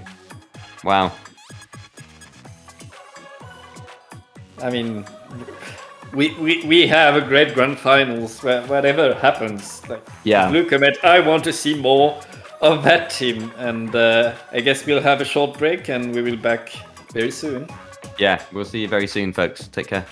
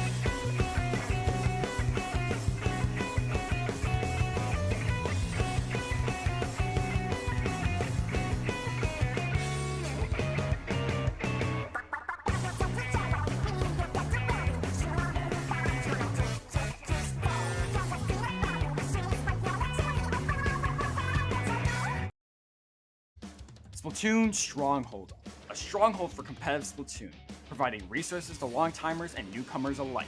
If you're new to the competitive scene or still figuring out how to join, we have a getting started guide and plenty of other resources to help you in your journey. If you are a seasoned veteran, we still have plenty to offer. You can find and join tournaments as well as participate in our Captain Forum and find free agents and teams. Our mission is to make competitive Splatoon easily accessible to everyone. So what are you waiting for? Join the Splatoon Stronghold today!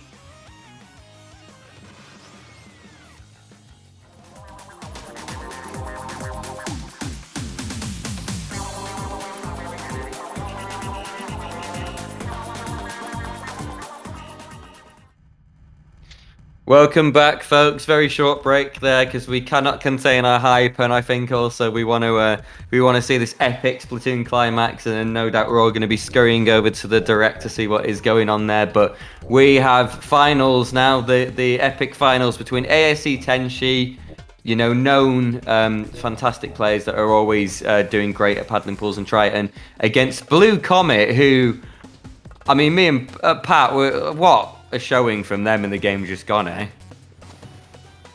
Yeah, Blue Comet, a team that you can put down, but they will get back up and they will not stop until you do, because they have been showing how to create the surprise in losers bracket. But right now they are in grand finals, and ASC Tenshi has been so strong all night long. And they have bring indeed. Heavy. Yeah, heavy I haven't seen yet from Tenshi, so it's cool to see Seb whipping out that pick. Otherwise, quite predictable comps in Double Splash Machine. We are seeing a Charger on the side of Blue Comet coming out from May, but other than that, we have the Custom Junior, a Tetris, and a Brush again. So there's like, on paper, there's very little offensive firepower from Blue Comet, and as soon as I say this, there's two down on Tenshi's side. Blue Comet getting the zone first. It's unbelievable how they're making these comps work. Arashi, I think, is just such a ongoing distraction alongside the Tetras. So yeah, Blue Comet with a really strong opening again. A strong opening, and it looks like they are managing to really establish a perimeter around the zone. Even these crabs should end that, and ASC Tenshi right now in great control. They managed to get a delayed wipe on Blue Comet, but Blue Comet, the Tetra is already back in, already punished, but well, they're Tetras, they don't care. That is true. The beauty of quick respawn is they can take those kind of risky offensive plays over and over. Degard has just been taken out by something there, I'm not sure what it was, maybe a strike, but Seb doing a beautiful job here of really putting pressure on Blue Comet's ramp. Blue Comet have managed to secure the zone, so it is two aside right now. A really nice skirmish and back and forth up to this point, but yeah, I don't want to make predictions anymore based on how these last few matches have gone. I don't know. I just don't know. No, I mean, Tenshi have had a very good response there, 3 down. Mid is looking very, very yellow, so I feel like Tenshi are able to set up here to potentially go for a lot. And there is a reason we're seeing Crab everywhere still. Crab is still so meta and so oppressive, so those synergized Crab specials, Blue Comet are going to have to play really hard to get around that. But with beautiful bombs like that, that is how you try. Yeah, the 2 down on the side of Blue Comet right now, and it's just the inbrush left. Arashi just can just divert fire, but points are ticking down for ASC Tenshi right now. They are. Arashi's really in a corner here on the greats of all things. They're living. They actually get a splat. I love it. And they've got the zone somehow. I love this. It makes no sense in my head. And yet it is just the most joyous gameplay to watch. But what Tenshi keep doing is they're not getting phased by these quirky tactics on Blue Comet. I mean, that's a full wipe. Look how quick. Thank you, Funjor, for the aerial view. Because look how quick Tenshi now locking down Blue Comet's ramp, and it is making it a really uphill battle, no pun intended, for Blue Comet to get back into this. So it looks like Tenshi are kind of gradually pulling away with a lead, but they have just had to go down. They had to go down, and even if you have 3 down on the side of Blue Comet, like the last one is fighting like hell and an absolute danger, and Blue Comet is getting back the zone again. They've reversed the situation. They've now got all in Tenshi's rampant. The problem is I don't know how deep they can really go. They have no range outside of the charger, but they're making it work. Their penalty's gone. Their time ticking.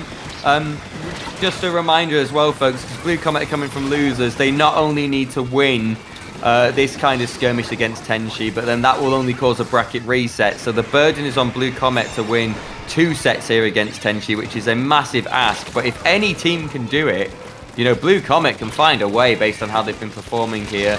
Seb making some good offensive plays here, but being shut down and traded with Arashi, I believe that was. So Tenshi have the zone right now. They've got a big penalty to wear off, and Blue Comet have been gradually regaining quite a lot of map and momentum. So it could be anyone's game, I think, with a minute left. Indeed, and right now ASC Tenshi, they apply the penalty and they are ticking at their own penalty. Like in less than 30 seconds, they could KO this if they keep the zone of a Raymond. We have less than a minute left. This game went so fast, so back and forth. And right it did. Now, down. Go on. Go on, sorry. It could. I think it probably will, actually, based on the numbers here. It's just too unsafe. It was really coordinated. I mean, Tenshi had the map there already, but then they were using coordinated specials just to discourage any kind of offensive gameplay from Blue Comet, and that was just too much. There was no way they could safely get back in. So a very strong game one from ASC Tenshi, but also a really respectable attempt by Blue Comet to take that game. So we've got everything on the line, and we've got a series of counter picks now in what is a best of 5. So there's lots of opportunity for Blue Comet to respond. But yeah, it's the kind of start you would expect from ASC Tenshi, being the monsters that they are. For sure, but we've seen Blue Comet on their counter pick, and we know what they can do. I hope to see a Tri-Slosher again and to see a Jetpack shining again. It's such a cool special, and I want it to be good again.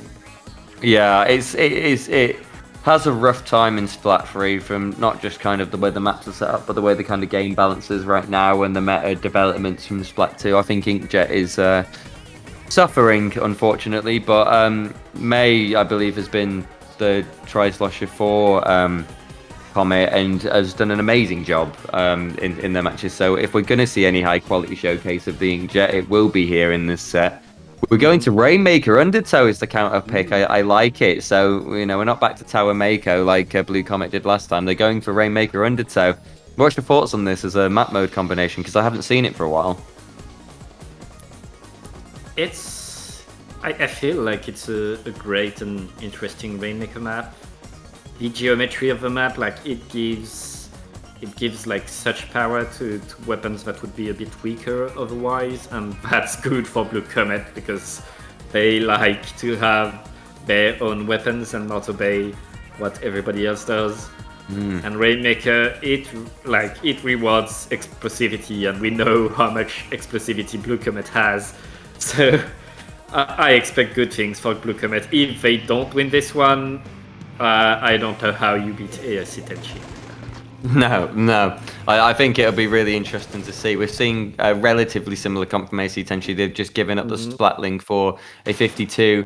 And we're seeing a comparable comp from Blue Comet to what they have been bringing. We know Tri-Slosher, sadly, but we do see the NZAP, which they have been utilising to great effect, no doubt, with their offensive gameplay and the tactical buffs. So it'll be really interesting to see what happens. Miao there, the Tetras was so yellow. They must have been on the cusp of death, but they're living. And they're going so deep. They don't care. They don't seem to care about enemy territory at all. And it works. It's just the crab tank on the side of ASC Tenshi, but that crab tank is going to stop the Rainmaker. The Blue Comet, they are already in. Meow. They don't stop. No, they don't. I mean, it was a fantastic crab tank. It did what it needed to do to stall until their teammates were there. But I want to say, if that crab tank lost that exchange, we could have been looking at the checkpoint broken and a horrendously scary push for ASC Tenshi to deal with. So they've stopped Blue Comet for now, but I think we've seen immediately why Blue Comet used this as a counter pick. And like you were saying about the geometry, they've been using that to their advantage wonderfully. The Tetra just zipping around everywhere. It's been brilliant. 3 down on the side of Blue Comet, however, this should be the checkpoint for ASC Tenshi and the right checkpoint. So hard to play off later, but you get the checkpoint. You can, I mean, you get it, you get it. So that's good for them. Yeah, and also I noticed a really nice jump. So as soon as they saw that push, the one teammate that was down on Tenshi side, Reds, was immediately jumping back into the fray. So this could be their opportunity to get a really good score. It's 2 up a side, but very scared. That's a wipe. So this is Tenshi's chance. They could get a massive score here. And really secure this game. Blue Comet have managed to stall them at 38, but this is scary for Blue Comet right now. Yes, ASC doing the best of that right side push, but that's the problem with it. Like, even if you get a wipe, making more than 35, like better than 35, it's going to be very hard. And I expect ASC now to only go on the other side if they want to make more points, because you can do a much more stable push, which I think would work for them better. And right now, Blue Comet, they know what they have to do. They know they need that aggressivity. They need to get the Rainmaker on that checkpoint, but they don't get it, and they get white.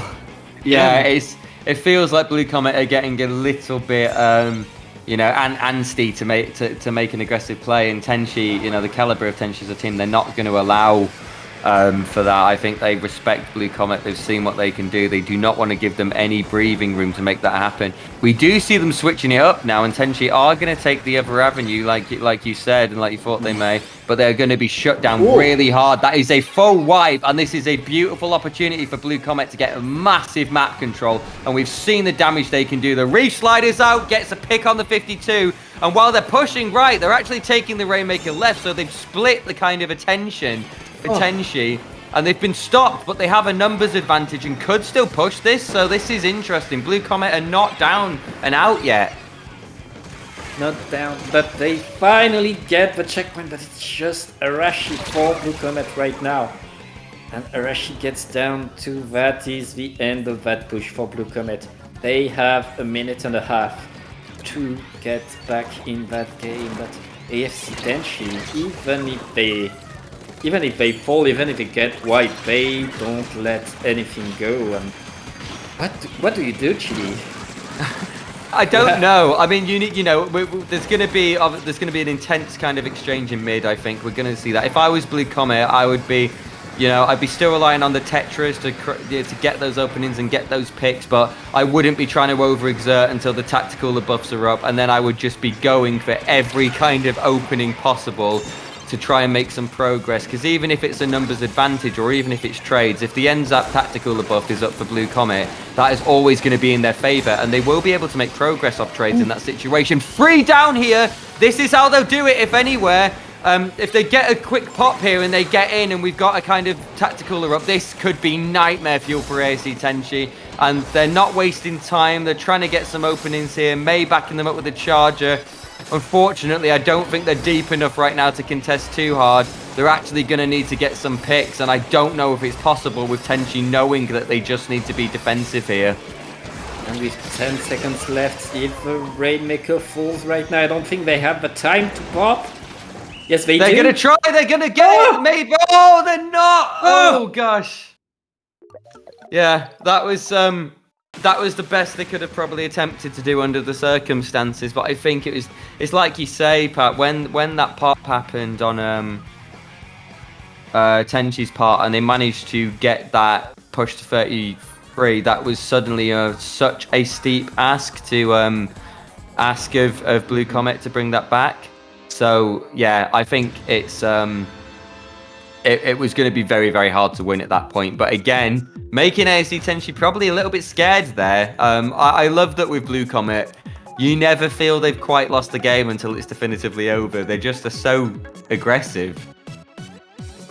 Yeah, Blue Comet, with that aggressivity, even if they're down for 4 minutes and a half in the last 30 seconds, they could get 2 wipes in a row and get so many points.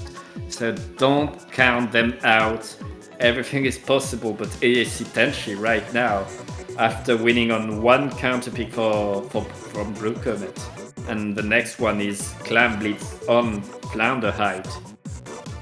And I want to say, I love that even though we've got a direct in 2 minutes, we still have 90 views. That is brilliant. I'm glad you're with us, fellow Splatooners, because this has just been such a wonderful tournament, despite the circumstances.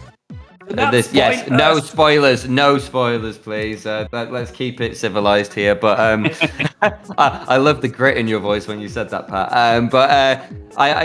This is a really action-packed week for Splatoon. This is just one of 3 huge, Dapple Productions tournaments. We've got Triton Cup on Friday, and then we've got the legendary 20XX with what I believe is a $1,400 prize pool.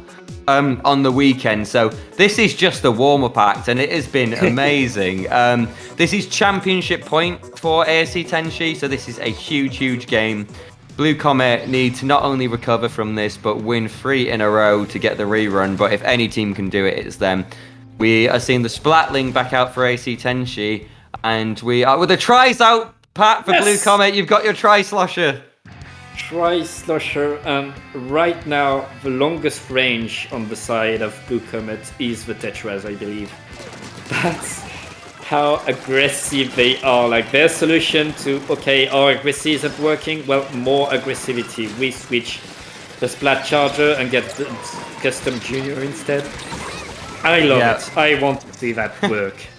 Rather than think, maybe we need a bit more of a balanced composition, maybe we need a bit more like of a range or a skirmisher. No, we're just going to go completely offensive.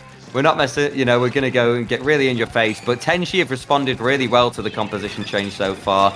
It looks like they're trying to set up here to get an opening to make a play. But because the Tetras kind of have the quick respawn build, they're just, they go down, but then they're up in like 5 seconds and back at it. So it's really hard for Tenshi to get like a really clean opening. And because Blue Comet keep applying this pressure, trades go a long way for them really with their comp. And the heavy's just gone down. So 2 down on either side.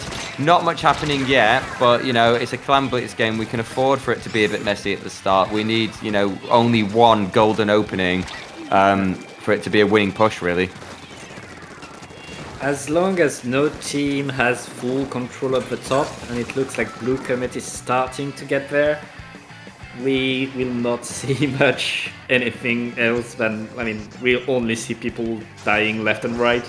But Blue Comet right now with the jetpack, they are ready to attack, and oh yes, the jetpack getting the picks. So that was the splashdown, that was the reef slider then taking out the splatling. So unfortunately not many synergized kills in a way that allows for an opening, but is very good aggressive play from Blue Comet. They have the numbers advantage, they have the power clan ready, but they've just lost their entire team. So the custom jet is going to have to be really careful here. They are giving safe jumps to their try. Look at that, 2 of them jumping back in. So look how quick there Blue Comet went from being 3 down to still being able to make an offensive play. It's really hard to recover from. And ASC Tenshi have done such a good job of getting the picks now, and it thinks that will shut down Blue Comet's attempt to push. But that was, I think, the first big opportunity to make a play this game so far. And ASC Tenshi, it's like they are using the same strategy that they did on the Clan Blitz game against Kera's failing chemistry. They let you have mid, they let you collect clams, but they don't let you near their baskets, and that way you're not scoring any points, and ASC Tenshi, they can build momentum. And right now, ASC, they're just on the defense, they are biding their time. I mean, Alwo did quite well to survive that there, because 2 of their teammates went down, and they were being pressured by 2, but they did a nice little squid roll and retreat to stay up, and because of that, they've had their crab tank there to prevent Blue Comet from pushing. But I feel like the burden has been on ASC Tenshi to defend this, all game, really. It is Blue Comet constantly hovering around the ramp. They're gonna do the power clam there, so they've just said, sod it, we want to get on the board. Another power clam hovering. Are they gonna go for that as well? They are gonna try, they are gonna get it. So suddenly this is overwhelmingly in Blue Comet's favor. And there's 3 down on ASC Tenshi. 45, and they've reset the timer, Pat. They're still going. What's going on? It's like that endless aggressivity by Blue Comets. At some point, the pressure will break. Someone will break on one team or the other, and Blue Comet managed to make sure it wasn't them. It has felt like that, hasn't it? Like Blue Comet have been knocking on that door, on Tenshi's door, this whole game. And if you knock hard enough, you're waiting for that moment, suddenly that door is going to fall down, and it fell down hugely. I thought they were just going to try and get a cheeky 20 in, so that Tenshi would have to push, but they pushed, what, 67 points? And 3 down again! I don't get this! It just it seems to be as soon as Blue Comet get that opening, they smell the enemy weakness, and then that's it, they will just not stop pressing at that weakness for the rest of the game. Of course, ASC Tenshi 2 games up here, so they can afford to lose this one. Of course, they will keep fighting for these remaining 20 seconds to make something happen, but just Blue Comet are so scary when they get that opening. ASC Tenshi is going to need an overtime push, and a big one if they want the 3-0. Oh, that should beautiful put a ball. wrench in that. Yeah. I think there is a little chance. Oh, a super jump. But yeah, that's it. I think this game is for Blue Comet. Blue Comet played that game so well. Yeah, I mean, And nice live. cheeky attempt by Tenshi at the end. I like that they just went for kind of the power climb from someone that's through. But I'm gonna sneeze. Sorry. It's the excitement. It's getting to me. But yeah, this is a best of 5. So Blue Comet being on the board is really good, and I think it could be a really nice thing for them psychologically to know that they've got a chance and that they're down but not out. But their burden is on them to win their next 2 games in a row against a team as strong as ASC Tenshi that can now counterpick. So do you think they can do it, Pat? Actually, if you watch that last game, if you watch just that last game, like, you can't believe that Blue Comet is the one fighting for dear life. They were so strong. They were in control. They got an incredible push, and they shut down anything ASC Tenshi was doing. So yes, Blue Comet, they can do it, and they just proved that they can do it. Yeah. The question now is how, and ASC Tenshi, they have a choice of a map, and they are going... Oh no, they did not just do that. Oh, that's gonna get some boos in the chat. That's a controversial choice, but I mean, they have done incredibly well on Wahoo World. They've had to deal with it a couple of times. Yeah, I don't blame them for not messing about and going for something that they know they can handle well and that is going to be very challenging for Blue Comet's playstyle. But I completely agree with your analysis. Like, Blue Comet was so savage last game. There is no reason to think that they can't find a strategy through this and force the reset. But it's an uphill battle against a incredible team in ASC Tenshi as well. So I if I was a betting man, I would abstain. I refuse to bet on anyone at the moment. I mean, ASC, like, they chose that map mode well, because they know how good they can do there, and they know they can stop a brush. That those meddling kids, they know, like, they can stop them on these flat surfaces. It is a bit of that meddling kids energy, isn't it? And look at the composition switch up. So we've got Seb going for the Flingser, for the missile spam, and we've got a Tentratech coming out for Blue Comet, which in normal circumstances I wouldn't consider a switch up, but that's the most meta thing I've seen them pick in a while. And Blue Comet getting the opening slays. The Tetra here aggressing and forcing the crab prematurely. And look at this reef slot. I don't believe what I'm seeing, honestly. And that's as you said, like, Blue Comet, they can find the way. They've been through adversity, and they know what to do. They know how to do it. They know it's risky because everything they do is risky, but they're used to it, so it's not a problem. Yeah, I mean, Look, they've got 50 on the zone already. The Tetras have gone down, and they have been able to get a cap there with a coordinated push. But my gosh, did they make Tenshi work hard for that. Now, the danger is here, of course, is that Tenshi have a comp that is incredibly oppressive when they have control. Pat, you've kind of eloquently explained a few times now how hard it is to regain control once you lose the center point and you lose your plat. But Blue Comet, if anyone can be sneaky enough to find a way in, it'll be them. But it is very scary to go against Tenshi's comp here in this disadvantaged state. 2 down on Blue Comet's part, so it looks like Tenshi will get the lead. But we've got 3.5 minutes on the clock, everything to play for. Blue Comet will not go down without a massive fight here. It's a map where one crab tank can stop a push by itself, and ASC Tenshi has 2 crab tanks, but the triple in strike trying to just neutralize the zone by ASC Tenshi. They could win it right here, right now with a KO. And 1 second! just 1 point. They get a penalty. Of course they do. Oh my god, I thought it was a little bit too little too late. I thought the ink strike's good idea, but they were just going to get covered up. Then the reef slider came out and that just got covered up. But then 3 down. 3 down. Blue Comet are now going to get map control again. Going to do their kind of crazy offensive, terrifying aggression, Pat, as you've also kind of very eloquently pointed out throughout this set. And this is not over. And you know, in many other circumstances, that would have been it. Most teams would have dropped there, but Blue Comet, I don't know how they do it, but they're live and kicking. And the penalty's gone, and Tenshi haven't really got back in yet, have they? They're still struggling to get out of spawn. But they have got 2 down now, 3 down now, so they may get a penalty here. Yes, the Booyah Bomb is going to give the zone to ASC Tenshi. Blue Comet, for sure, they are not out of this game. I mean, what? Those 2 teams are so good. Yeah, this is just amazing. I feel like, you know, that some of these last few sets, if I was, yeah, look at this. So this is the best opportunity Blue Comet have to reclaim. I'm surprised they're struggling to. It feels like they're setting up for something. They've managed to do it now. Okay, so that's fine. 2 down on their part as well on AC Tenshi. So Blue Comet's chance to aggress again, but a very, very good response from AC Tenshi. So they will recap.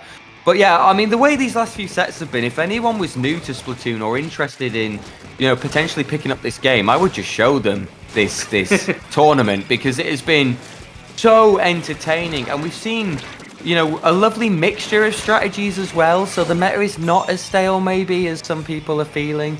Or just because the meta is maybe stale in some respects doesn't mean you can't do some incredibly creative stuff. So yeah, I mean, this has been amazing to watch.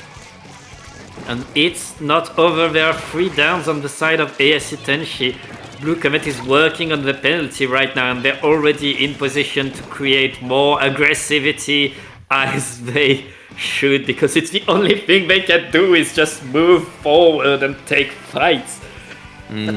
Just 30 seconds left on Blue Comet. They could 30 is all they need. 30 is all they need. I mean, they've got 3 specials ready. They've got a wave breaker. They're throwing out the ink strikes now. Tenshi are trying to do their crab, but they're struggling. They've got 5 seconds. Oh, they got a cap with the ink strike kill. They got 2. That ink strike on the zone was so good on Tenshi's part, and I think it just clipped a member of Blue Comet.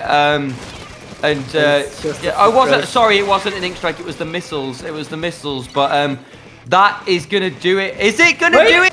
It shouldn't any normal team, but Blue Comet fighting until the very end. My gosh, that was adrenaline fueled throughout. I feel like I just descended into shouting, but I mean, that is going to be it. I mean, a massive, massive congratulations to AC Tenshi for what has been a really consistent showing throughout the tournament. They'd never dropped into losers, but Blue Comet, you are warriors, and I am amazed at how you make those compositions work, but you clearly have a, you know, plan to have been able to get this far. I mean, what are your thoughts, Pat, after watching that absolute madness? I mean, never give up, and if you have a weapon that you like, just play it.